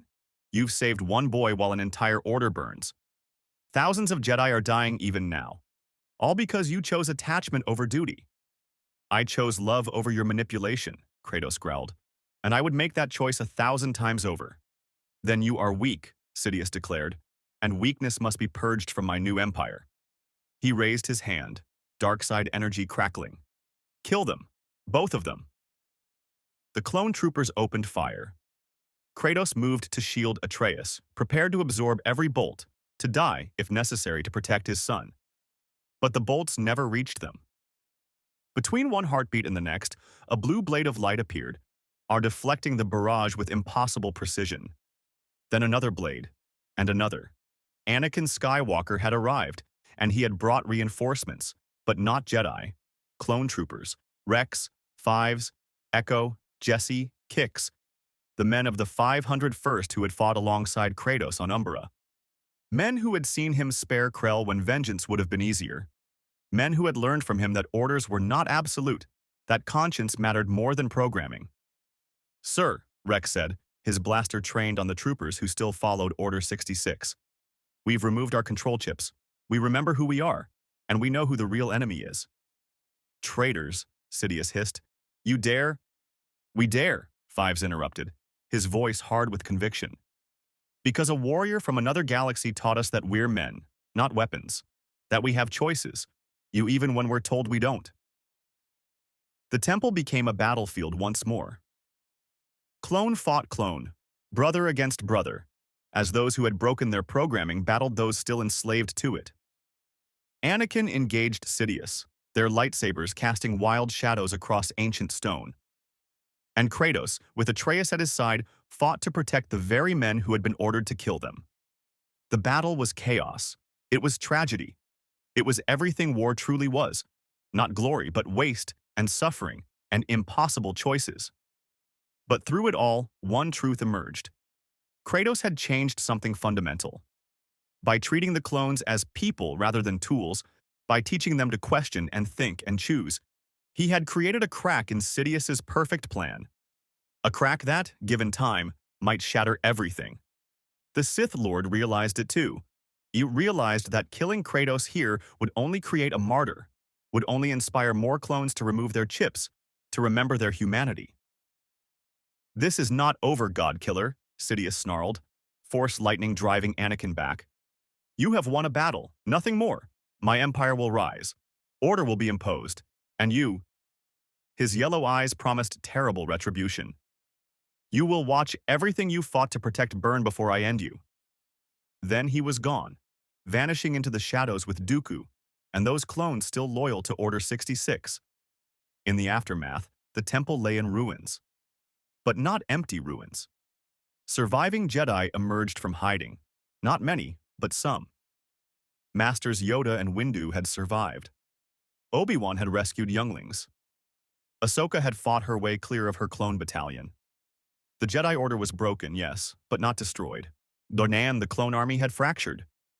Some remained loyal to the nascent empire, but others, thousands of them, had heard about what happened at the temple. About clones who chose conscience over programming. About a warrior who had crossed galaxies to save one child, and in doing so, had shown them they were worth saving too. Kratos stood amid the wreckage, Atreus safe beside him, and knew that his time in this galaxy was not yet finished. The rift that had brought them here remained closed. Home was impossibly distant. But perhaps that was fate. Perhaps he had been brought to this place, this time, for a purpose beyond finding his son. To be the catalyst, the variable, the force that disrupted a Sith Lord's carefully laid plans. "Father," Atreus said quietly, "what do we do now?" Kratos looked at the Jedi regrouping, at the clones who had chosen freedom, at the galaxy teetering on the edge of tyranny or salvation. "Now?" He placed a hand on his son's shoulder. "Now we fight. Not for Republic or Separatist, not for Jedi or Sith. We fight for those who cannot fight for themselves. We protect the innocent. We stand against tyrants." He smiled slightly. "We do what we have always done, boy. We survive. We adapt. And we make those who threaten the defenseless regret their choices." Anakin approached, his expression haunted but determined. "The Council wants to meet, to plan our next move against Palpatine. They're asking for your help." "Then they shall have it," Kratos said. "But on one condition. We do this my way. No more hiding. No more waiting for prophecies or destiny. We hunt this Sith Lord as I hunted Zeus, relentlessly, without mercy, or until he falls." "That's not the Jedi way," Anakin said, but his voice lacked conviction. "The Jedi way led to this," Kratos replied, gesturing at the ruined temple. "Perhaps it is time for a new way, a better way."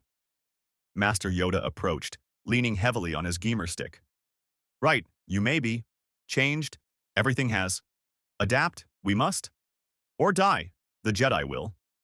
He looked up at Kratos with ancient, weary eyes. "Help us, will you? Help us find a new path?" Kratos had toppled Olympus, had destroyed the gods who claimed absolute authority over mortals, had walked a path of vengeance that nearly consumed him, only to find redemption in a son who taught him that power without compassion was merely destruction. Now, in a galaxy far from home, he had a chance to use those lessons, to help others find the balance he had struggled so hard to achieve. To ensure that Atreus grew up in a universe where choice mattered more than destiny, where individuals were valued over institutions. "I will help," Kratos said. "But know this. I am still a father first, a warrior second, and a symbol of your rebellion only if it serves those I have sworn to protect." He looked around at the assembled Jedi, at the freed clones, at his son standing proud beside him. "We will build something new here. Not a return to what was, but something better. An order that values attachment without being consumed by it. Warriors who fight for conscience, not programming. A galaxy where the powerful protect the weak, rather than exploiting them. Ambitious, Mace Windu observed. Perhaps impossible. Kratos' smile was cold and certain. I have accomplished the impossible before. I killed gods. I defied prophecy. I crossed dimensions and shattered a Sith Lord's perfect plan. The blades of chaos ignited, their flames reflecting in his eyes. If Darth Sidious believes he has seen the full measure of what a god-killer can do, he is mistaken. I brought down Olympus. His empire will be nothing in comparison. Thunder rumbled across Coruscant's artificial sky, as if the Force itself acknowledged the challenge. Somewhere in the depths of the Senate building, Darth Sidious felt it too. Felt the shift, the crack in his grand design. The God-Killer had become more than an anomaly. He had become a symbol, a rallying point, a threat. The Sith Lord smiled despite his concern. This would make the eventual victory all the sweeter. But in the ruins of the Jedi Temple, surrounded by those he had inspired to choose freedom over slavery, Kratos stood unafraid. Then he had faced darker enemies than Palpatine, had overcome worse odds than a galactic empire, and this time he would not fall to rage, would not become the monster. This time he would be what Atreus needed him to be. A father who showed that even in the darkest galaxy, even against impossible evil, one person standing firm could change everything. The war was far from over. The Empire was rising. The galaxy trembled on the edge of eternal darkness. But the ghost of Sparta had arrived. And gods, mortals, and Sith Lords alike would learn what happened when you threatened what he loved. Some forces could not be controlled. Some warriors could not be broken. Some fathers would burn worlds to protect their children. And in a galaxy far, far away, that truth was about to reshape destiny itself.